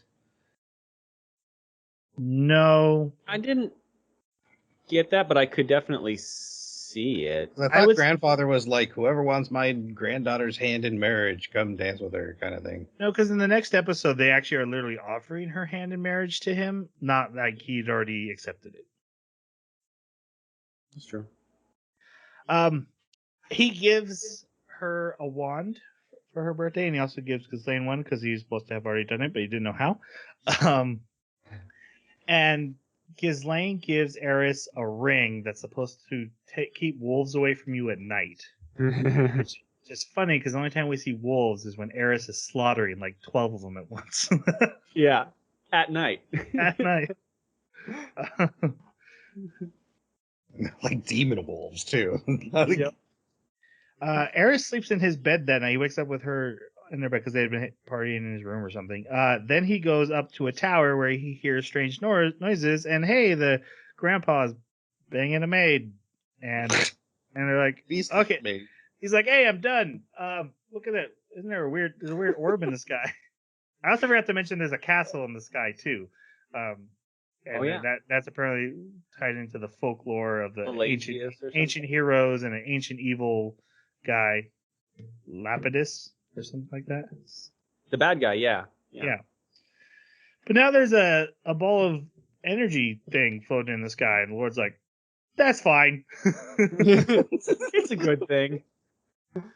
2 years go by. Eris is now much more advanced in the sword. The orb has gotten slightly bigger. And then it's Rudy's 10th birthday, and he finds out they're planning a secret birthday for him. Ghislaine tries to distract him, so he has to see her butt, which she shows him, and we get another horrible plot. This one is like super muscular, which makes sense for Ghislaine, but also is not a fun. She pulls down her pants. I'm like, nope. I was fine. I was seeing I that. think the only really funny part about this was like he's like, I'm gonna see how far she'll go, and she's just like, oh, that's it. Like she had just no qualms. Yeah. Right. And he has to see where her tail comes out for her figurine. Yeah. That's what she's showing him. But yeah, so he was like, "Oh, I'm gonna get to see her butt," and then she pulls down her pants. And And then he's like, he's not even I want butt muscles like that." Yeah, exactly. he's not even like tapping attracted. them. He's like knocking on him like Yeah, he is They like got it's a wood. ring like metal or wood. Yeah. When they get to the surprise party, he pretends to be surprised and he pretends to cry like, "Oh, I can't believe you guys remembered and cared about me." And there has been this whole thing of like, hey, don't take credit for like good things that happen that you do. You need to keep that on the hush hush. And they haven't really told him why. And we've kind of found out it had to do with family politics. Paul had left as the head of the family and someone else took that role, and now they're worried about a coup of Paul's offspring Paul overthrowing has that. an older brother that's worse than he is. Makes Paul look like a good guy. Right. And that's the person who is over that family, and they want to get rid of him and replace him.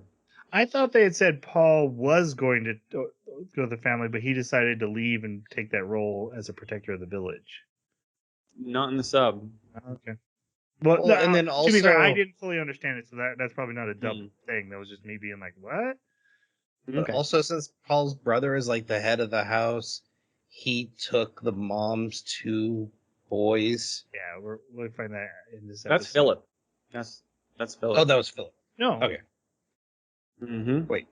Eris has an older and a younger brother, and those are Yes. Philip's children, and they got taken by his older brother because his older brother is also running his family line. Right, and that they want Rudy to overthrow him. Right. So there's But four this is different... why she didn't like Rudy, because it was like, oh, they take my boys, but here comes this other Ratfield or Grey Rat. Grey Rat to Yeah. like tromp around my house kind of feel. Yeah, there's four different Grey Rat branches, and Paul is in one branch and Philip is in a different branch, but they have very similar problems. Okay, I guess that's where I got confused. I didn't get that they were different families with the same problem or different branches with the same problem. I thought it was just one problem. But yeah, there's clearly, and that's why Rudy's had to keep things on the down low, because they're like, don't draw attention to yourself. Don't let them think you might be a problem. Anyway. Yeah, because the rest of the families are planning to get rid of that one, and so they're gonna they're gonna think that we're allying with them, and it's gonna cause waves. Right.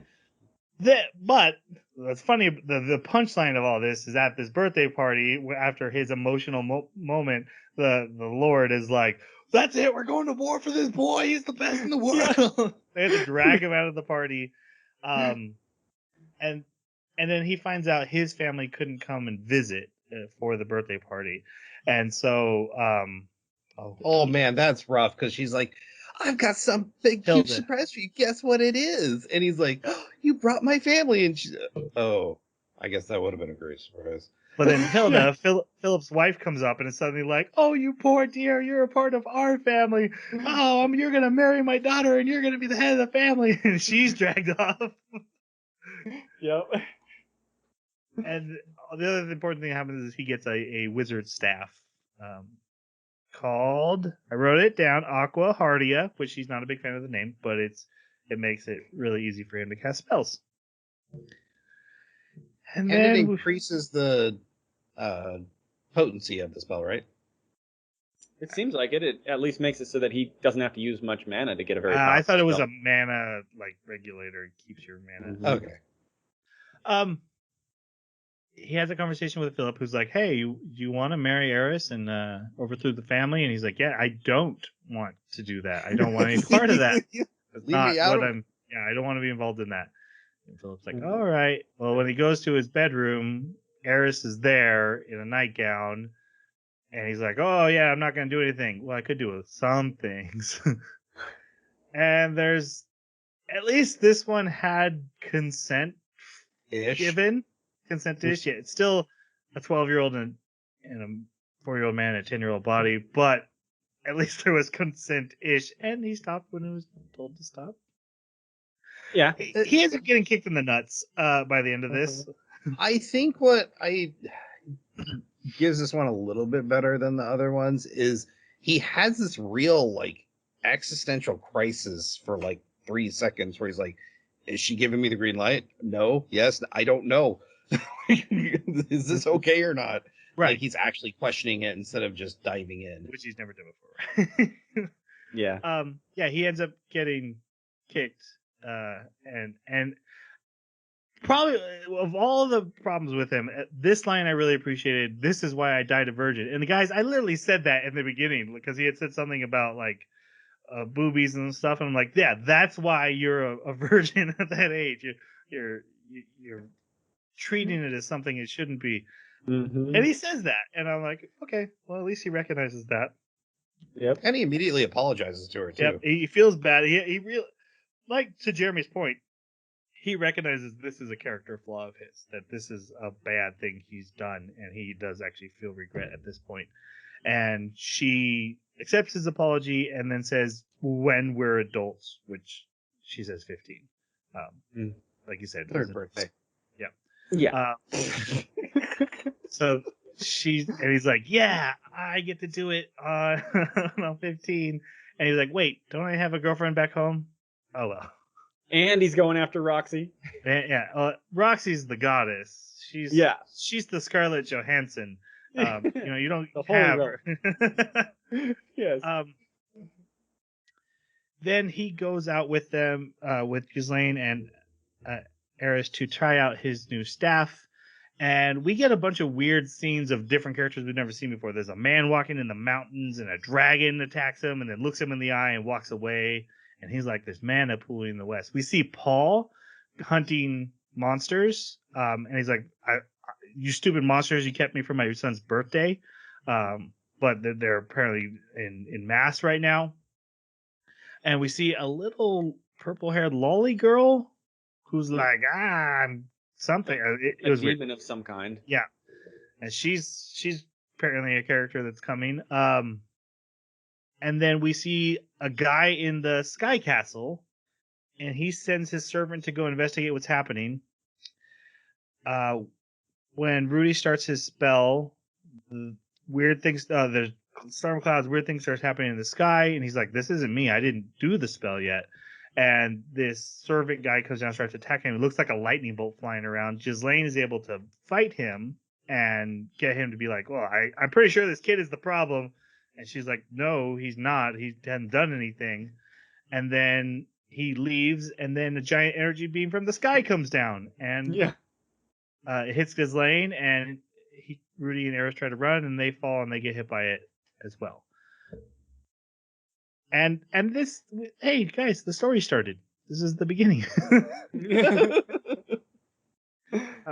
Like I said, I was like, where's the call to action? Where is the story starting? And this was like as soon as it happened, I'm like, oh, this is it. It happened. It's not hard to recognize it. It's just weird it waited so long. So we see Rudy, but now he is in his true form, or his former life form. He's the 34-year-old man shut in, and he's talking to a disembodied body. He calls silhouette, himself the man god. the man god. And he's like, oh, you're the one who you're not the one. The man god says something. He's like, oh, you must not be the one who reincarnated me. He says, no, that was the evil dragon god who did that. Well, in the sub, he doesn't directly attribute it to him. He just says only that one might have had the power to do it. Says that's his. In the dub, it was he's over that department or something like that. That would be the evil dragon god's department. You're right. He didn't specifically say he's the one who reincarnated you. Man God keeps trying to talk to him, and he's very like, trust me, I'm totally not evil. Yeah. And Rudy's having none of it. He's like, nope, I know when I'm being manipulated. I don't like you. The core He comes of what's across very Deadpoolish. Yeah. Yeah, flamboyant. Yeah. Yeah. the core of what Rudy is upset about, though, is he's in his old body. That he's really upset that he's in this body, and he thinks he's died and got put back into his old body, and realizes the man God finally explains, "No, you're in your kid body. I'm just talking to you on the astral plane." He's like, "Well, then why do I look like this?" He's like, "That's how you see yourself." No. And he's like, "Look, you don't have to listen to me or not. Give you some advice. Trust the man you're about to meet and help him." And so he awakens, and we do meet this man, and it is one of the Superb, and he had saved both Rudy and Eris as they fell from the sky into this desert that they're in. And this is Rudyard, who is our next main character. What do you guys think of him? I like this character a lot.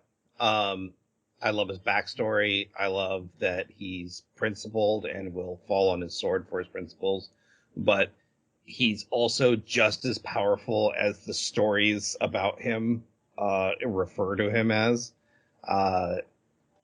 But he's much more restrained than what the stories are, even though the stories are kind of true, which I didn't see coming. Like, I thought, oh, it's a big old misunderstanding. They're demonized because, maybe they're different. No. These were bad dudes, but they were tricked. They did really bad things. And so he's like on his own quest to clear his name and, not be seen as the monsters they once were. And his initial response of, hey, these are children, they're sacred, I must protect them, and I'm going to give them my word that I'm going to get them back home. Yeah, I was on board with this character. I was worried that he was going to be a Deus Ex Machina, especially when I saw that he was a Superb, and obviously he's a good guy, so all that power is there to protect them. But I thought the anime did a really good job of giving him a sort of Achilles heel in his own limitations that he's imposing on himself because of trying to change people's perceptions about him. And that counterbalanced it pretty well. As far as the rest of it, I kind of found him initially to be a little bit boring in one tone. But once he started to interact with more characters than just the two of them, especially in the town, I really enjoyed what they did with him and how does he deal with the different conundrums of, I want this, I want my name to be cleared, but also I can leap over that wall and I can kill everybody in the town if they're going to get in my way. But how are you going to clear your name if you do that? Like seeing him deal with those thoughts and even voice them out loud and. Yeah, so he became very intriguing for those reasons, especially to me. I love him. He's one of my favorite characters. Again, the anime at this point becomes very interesting to me. I'm into the story. A lot of the creepy stuff has tones down because there's not time for it. We're moving forward. We've kind of just been meandering through, and we find out this guy's backstory, and it's tragic, and it gives proper motivation for his action. Because at first he just seems like, oh, I am good guy in desert who will help be good guy.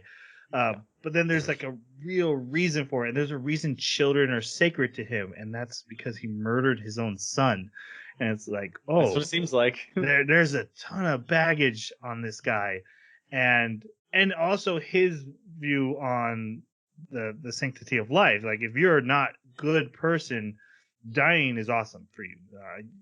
That is. I'll help you. Yeah, it is my duty to kill bad people. That is how I'm going to show everyone in the world that I'm not a monstrous killer. I don't kill all the bad people. Which very much clashes with Rudy, who's like, all these lives are sacred, and we don't kill, we don't take lives. And especially when like Rudy makes mistakes, and with his mentality and stuff, it was really cool to see this guy, and it treats Rudy as equal eventually. Yeah, and also the respect he gets when his name is mentioned. Yeah. It does make me wonder, too, if he is the last one because he killed all the others. Yeah. I wonder. So when they first meet, Rudy immediately goes for his staff, but then he starts thinking it through. And he's like, wait, I'm not dead yet. He's got a fire going for us. we're safe. Maybe that God person was telling the truth. And then Eris wakes up and it's all over. It helps that Rudy can speak his language too, so that's a big point. It really impresses Rudyard. But yeah, then Eris wakes up. She's freaking out. She's gotta. She gets that mad afterwards. Like, my mom told me you would eat me. And then, And the how do you do she tries to do trembling is pretty great. Rudy convinces her to become friends with him, and they do. And then they set out, and Eris is excited. This is the adventure she's been waiting her whole life for. And they set out into the desert. All 11 years. Yeah. Rudyard is able to 12. She's got to be 12 at this point. She's 12 now? Yeah, she's 2 years after her 10th 2 years birthday. older? Okay. Yeah, you're right. So Rudyard, he finds some beast and he slays them. With his, he has a third eye, and it shows him where all beasts are around him. Even through, shows him a lot of stuff. Whatever he happens to need at the time, his third eye shows him. Eye is awesome. Then they find a village, and at first they're not allowed inside the village at first, but then Richard kind of demands you get the chief, like you do it. And apparently these people are psychic and can talk to each other in their minds. And the guard who's not letting them in is Roxy's father. So does that mean Roxy has been psychic this entire time? Well, I wonder if they're psychic only among their own race. Each other, yeah, that makes sense. Mm-hmm. But it must not be over great distances because they clearly haven't heard from her in a long time. Right. Must have a distance. So they spend the night at the Chief's, and this is where we learn Rudyard's backstory, which was the evil villain of ancient times had given his people these awesome spears. Now, they already had awesome spears because they love their spears. They remind me of like Klingons, like, honor and warrior way. Our spears are our souls. Our spears are our souls, and they got these new spears, and they made them really powerful in battle, but also basically made them berserkers to where they killed anything. And then they went home and killed everything at home. And Rudyard's thing is, this is my son's spear. He died saving my soul. Yeah. So he uses his son's spear now, and that's why he wants to fix the name of his people, because there is a reason now everyone is scared of them, but it wasn't really their fault. They were tricked into it. And Rudy pledges, look, you vowed to get me home, but I promise I'm going to help you with your mission as well. And then when they leave the next day, Roxy's parents give them a sword, which goes to Eris so that she has something to fight with. And then they start traveling out to the next city, and we see them having a great time. Eris is loving life. She is killing wolves and monsters everywhere.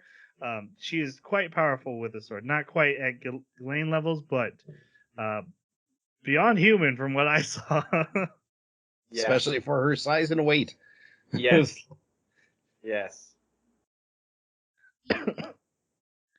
They do reach the first city, and the guards are all searching for Dead End. They're like, hey, are you Dead End? We're looking for Dead End. And Rudy's like, what's Dead End? And Rudyard is like, that's me. They're looking for me. That's another name I'm known by. So they dye Rudyard's hair with blue mud that they find. Mm-hmm. Magic. And then they go to the Adventurers Guild, and Rudy's big thing is he walks in, he's like, hey, we're the best new adventurers, because they need to make money to get home. We're the best new adventurers, and this is Dead End. And he points at Rudyard, and everyone laughs because he doesn't have the right colored hair. So Rudy's like, okay, so now no one will ever think you're that, because I kind of made fun of it and mocked it. Right. Yeah. But they are F-rank heroes, so they're only allowed to take... Now, I did want to mention that you can actually see Rudyard's hand during this scene where they're mocking Dead End, and they're like, "Hi, you're not Dead End." You see his hand tense on the spear. Like, he is literally stopping himself from killing everybody in that room. The only jobs that they're like approved for, like there's one for like finding a lost cat because of their low rank. They can't do any of the... Totally thought that was going to be Ghislaine. That would have been cool. Yeah. I thought it was actually going to be a kitty cat. A kitty cat? I thought it was interesting that these people are half human, half animal, but these half animal, half human people are demons. Yeah. That's a good point. Yeah, because there's a horse guy. His name is Nakapara, and he's a jerk, and he comes up and makes fun of them, and he's basically a man with a horse head, but all these people are demons. Oh, Horse Jackman. So they go to the inn, and they meet a young adventuring party, and this is the one Eris beats up because her new cloak that Rudy bought her, the first thing my Rudy ever bought me, gets a button broken, and she nearly beats him to death. But that night, Rudy has a dream.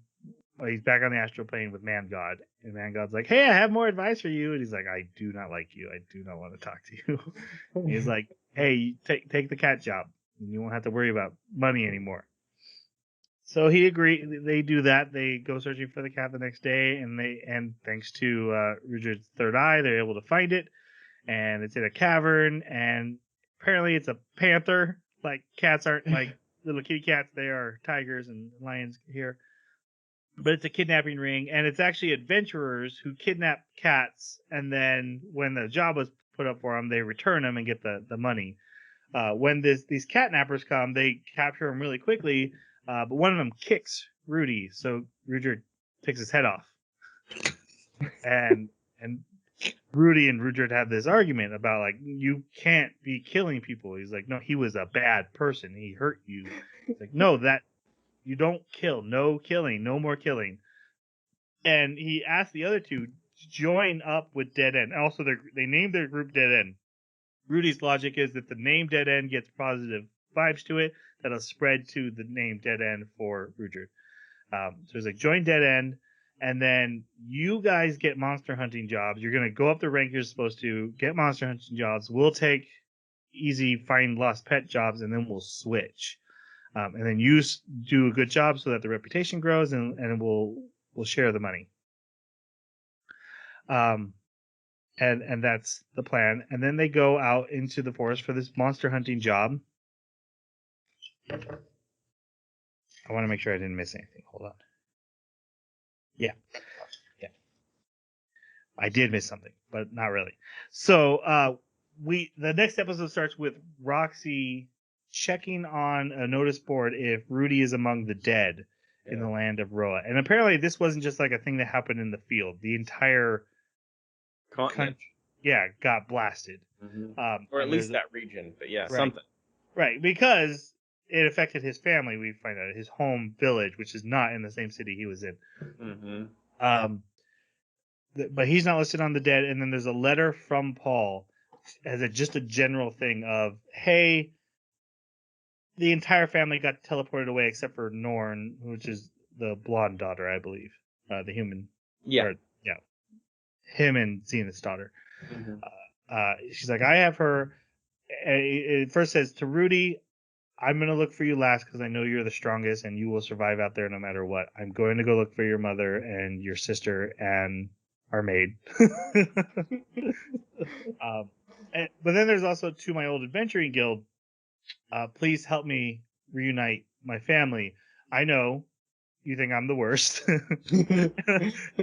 But can you please, anyone who finds them, tell them, here's a central location for us all to meet, send information if you have it. I absolutely love that. In a medieval world without cell phones or internet, that's like, how would you relocate that? That's a really smart idea, Paul. Mm-hmm. Send out general notices to everyone who has information and have a centralized location to collect it at where you can operate out of. And he's going to the Beast Land. Yeah. And then he's like, and he tells Rudy to search Demon Land, which is where Rudy is trying to get home. Yeah.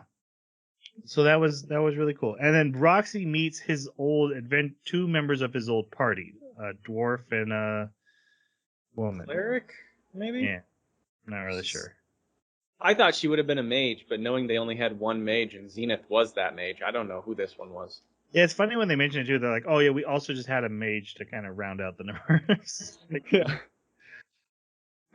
I love that she's like, "Hey, do you know Paul?" And then like, who's asking? Back with Rudy, him and his team go after this monster hunt, and there's two other adventuring teams who got the same job by mistake. And they're like, well, one's the young team, one's a group of like boar demon men. They're like, oh, it's a race then, first one to get there. When they find the snakes, they're already attacking the young party, and Rudy's like, oh, this is great. We're gonna wait to save them. We're gonna wait to the last possible moment and then rush in and save them and seem like super awesome heroes that'll spread the reputation of Dead End. And right after he gets done saying this, one of those party members gets ripped in half by the monster. Rudyard, and also you gotta remember they're young, so to Rudyard, these are children, and Rudyard freaks out. He jumps in, Eris jumps in, they save him, but then he's mad at Rudy, like, why would you do that? And Rudy's like, I made a mistake. I thought we would have more time. I'm so sorry. And the party members asking Rudyard, don't blame him. We knew we got ours into us. We're not just children. Yada yada yada. They escort them out the forest. Then there's another bigger red monster, snake, that killed the boar party, and they battle it and they defeat it. They couldn't save any of the boars, unfortunately. They couldn't. Yep. Mhm. But this fight is beautiful, and also like the D&D style teamwork is really cool. Yeah. And of course we have the anime like Eris jumps in the air and comes down with a sword that is not even a quarter the length of the radius of this thing, Exactly. but slices it right in half. Yeah. So, Shockwave. you know, Gotta be the it's shockwave. beautiful, but it's like, okay, she is very powerful. She's Eris using- is really, really powerful. She's using God Sword style. Come on. Yeah. They go back to town, and that horse guy is there, and he's like, I figured out what you're doing. Did you know switching jobs is you're not supposed to do? You're going to get kicked out of the guild unless you give me half of the money from now on. And Rudy is like, I can't think of a way out of this, and I swore I'd get Eris home, and nothing's going to stop me. He starts summoning a hurricane to destroy the entire city, was my impression. Yep. I thought he was going to summon a lightning bolt down and fry Horseman. He said he drowned the whole city, and I was like, Yeah. are you going to hurricane the whole city? Yep. Oh, Yeah. He was gonna take everybody out. Which is really interesting. I was wondering, like, where is this going to go with the human life thing? And then this happened, and I got a little Overlord vibe from it, and I'm like, oh no. Instead, though, Rudyard throws water on his head and washes out the hair dye, and he turns into his regular color, and then tells the horse guy, who's now basically peeing himself, we're going on to the next town. If we are not a member of the guild when we get there, I'm coming back for you. You know what there's I nowhere am. you can hide. Yeah, there's nowhere you can hide from me. You know what Yeah. I am. And then he just like jumps out of the city as the guards come running. And then Rudy and Eris leave, and they go looking for him. They find him. Before they leave, they went so that like they see the two party members they saved from the forest, all terrified and in a corner, and he's like, well, "What's wrong with you guys? He saved your lives." And they're like, "Oh, we're terrible people." Yeah. Like, We're sorry. Again, a big problem I had through the first 8 episodes is like, I'm not picking up on the themes really. I don't know what your messages are, your themes are. Now in these couple episodes where anti-racism, the value of life, protecting children, there's all these different things just because you put in a call to action. All right. Yeah, they find Rudyard and they make up with him, and he's like, hey, I now recognize that you're not just a kid, and that you have the resolve to do. You're not just going to let bad people live just to live. You have the resolve to do what needs to be done. And he's like, so you don't need to restore my name, and I will keep my promise to get you home. And he's like, no, but I'm still going to keep your name or help you restore your name.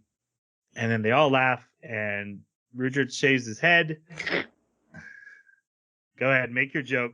I know you want it. Tien! It's Tien! Oh my god, he just becomes Tien. I did find it funny that Rudyard calls him out. He's like, "I could tell you were about to murder everyone." Yeah. And then he's like, I didn't realize you were an adult. You're clearly an adult. Yeah. Rudy does make the decision, like, from now on, we'll make decisions as a team. I won't just be the one making the shots, because he even pointed out, like, every decision I've made in this land has been wrong. I thought I was so competent, and I just keep making mistakes. So they're going to work together, and they head home. And then the final shot is Roxy, what looks like arriving at Demon Land. Yeah, with the Demon two Continent. other team members. Yeah. Adventurers. And that's we do get like a montage of Rudy's and the Dead End team traveling to the next city, riding lizards through storms and fighting monsters, and just general adventures that continue to happen. And Eris having the time of her life. Even though they did give her a scene where she was like, "Are we gonna get home?" and I'm worried.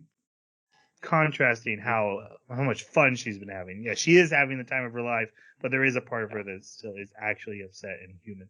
All right. Any thoughts on the ending? It just came too quick.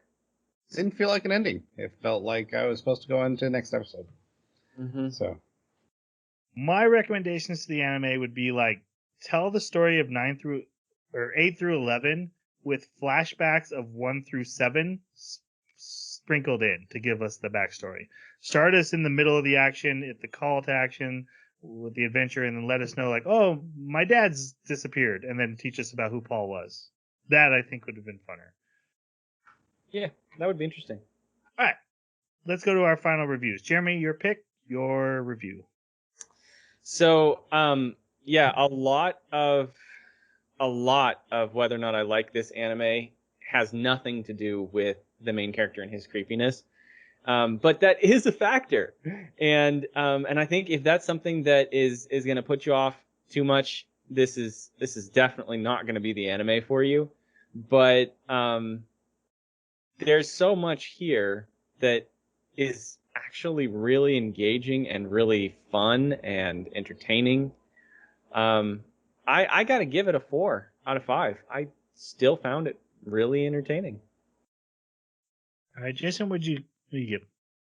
My initial gut is to give it a really low score. But as I said at the beginning, this has some tremendous back end storytelling and potential with where they can go. And I'm really digging the character arc.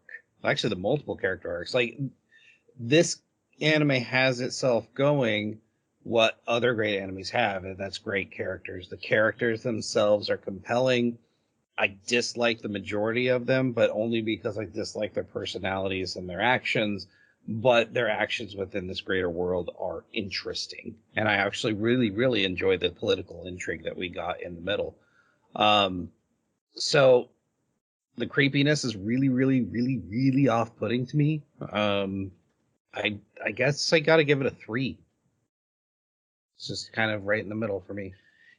Yeah, the first half I would go a 2, and then the second half a 4. So it's gonna land as a 3, but a 3 that I'm willing to watch the second season, especially because that creepy stuff was fading away as the story actually had time, or was doing more important things. We didn't have time for. There's even a flash of him like sneaking into Eris in the dressing room and her punching him out, and I'm like, that's fine with me. That doesn't bother me at all. The haystack scene where we have so much time to do everything, and then we're just going too far because whatever reason that didn't bother the writers. That was too much for me, and I do really feel like the story was just kind of floating along. Like, here's a guy and he's learning languages. Why is he learning languages? He's bored. Well, so am I then. But it has got complex characters with flaws, and that is actually something to be commended. You don't see that very often. The world is very interesting, and then what they've set up of everyone he cares about has been spread to the four ends of this world, and now he has to find them all while trying to get back himself. And who knows what dangers are in the way. I'm very interested in where it's going now, so I would watch the second season, even though I'm only giving this a 3. All right. Our next anime is my pick, and I am choosing Odd Taxi, an anime about a walrus who drives a taxi in the city. I thought you wanted the rock climbing one. That was Jeremy.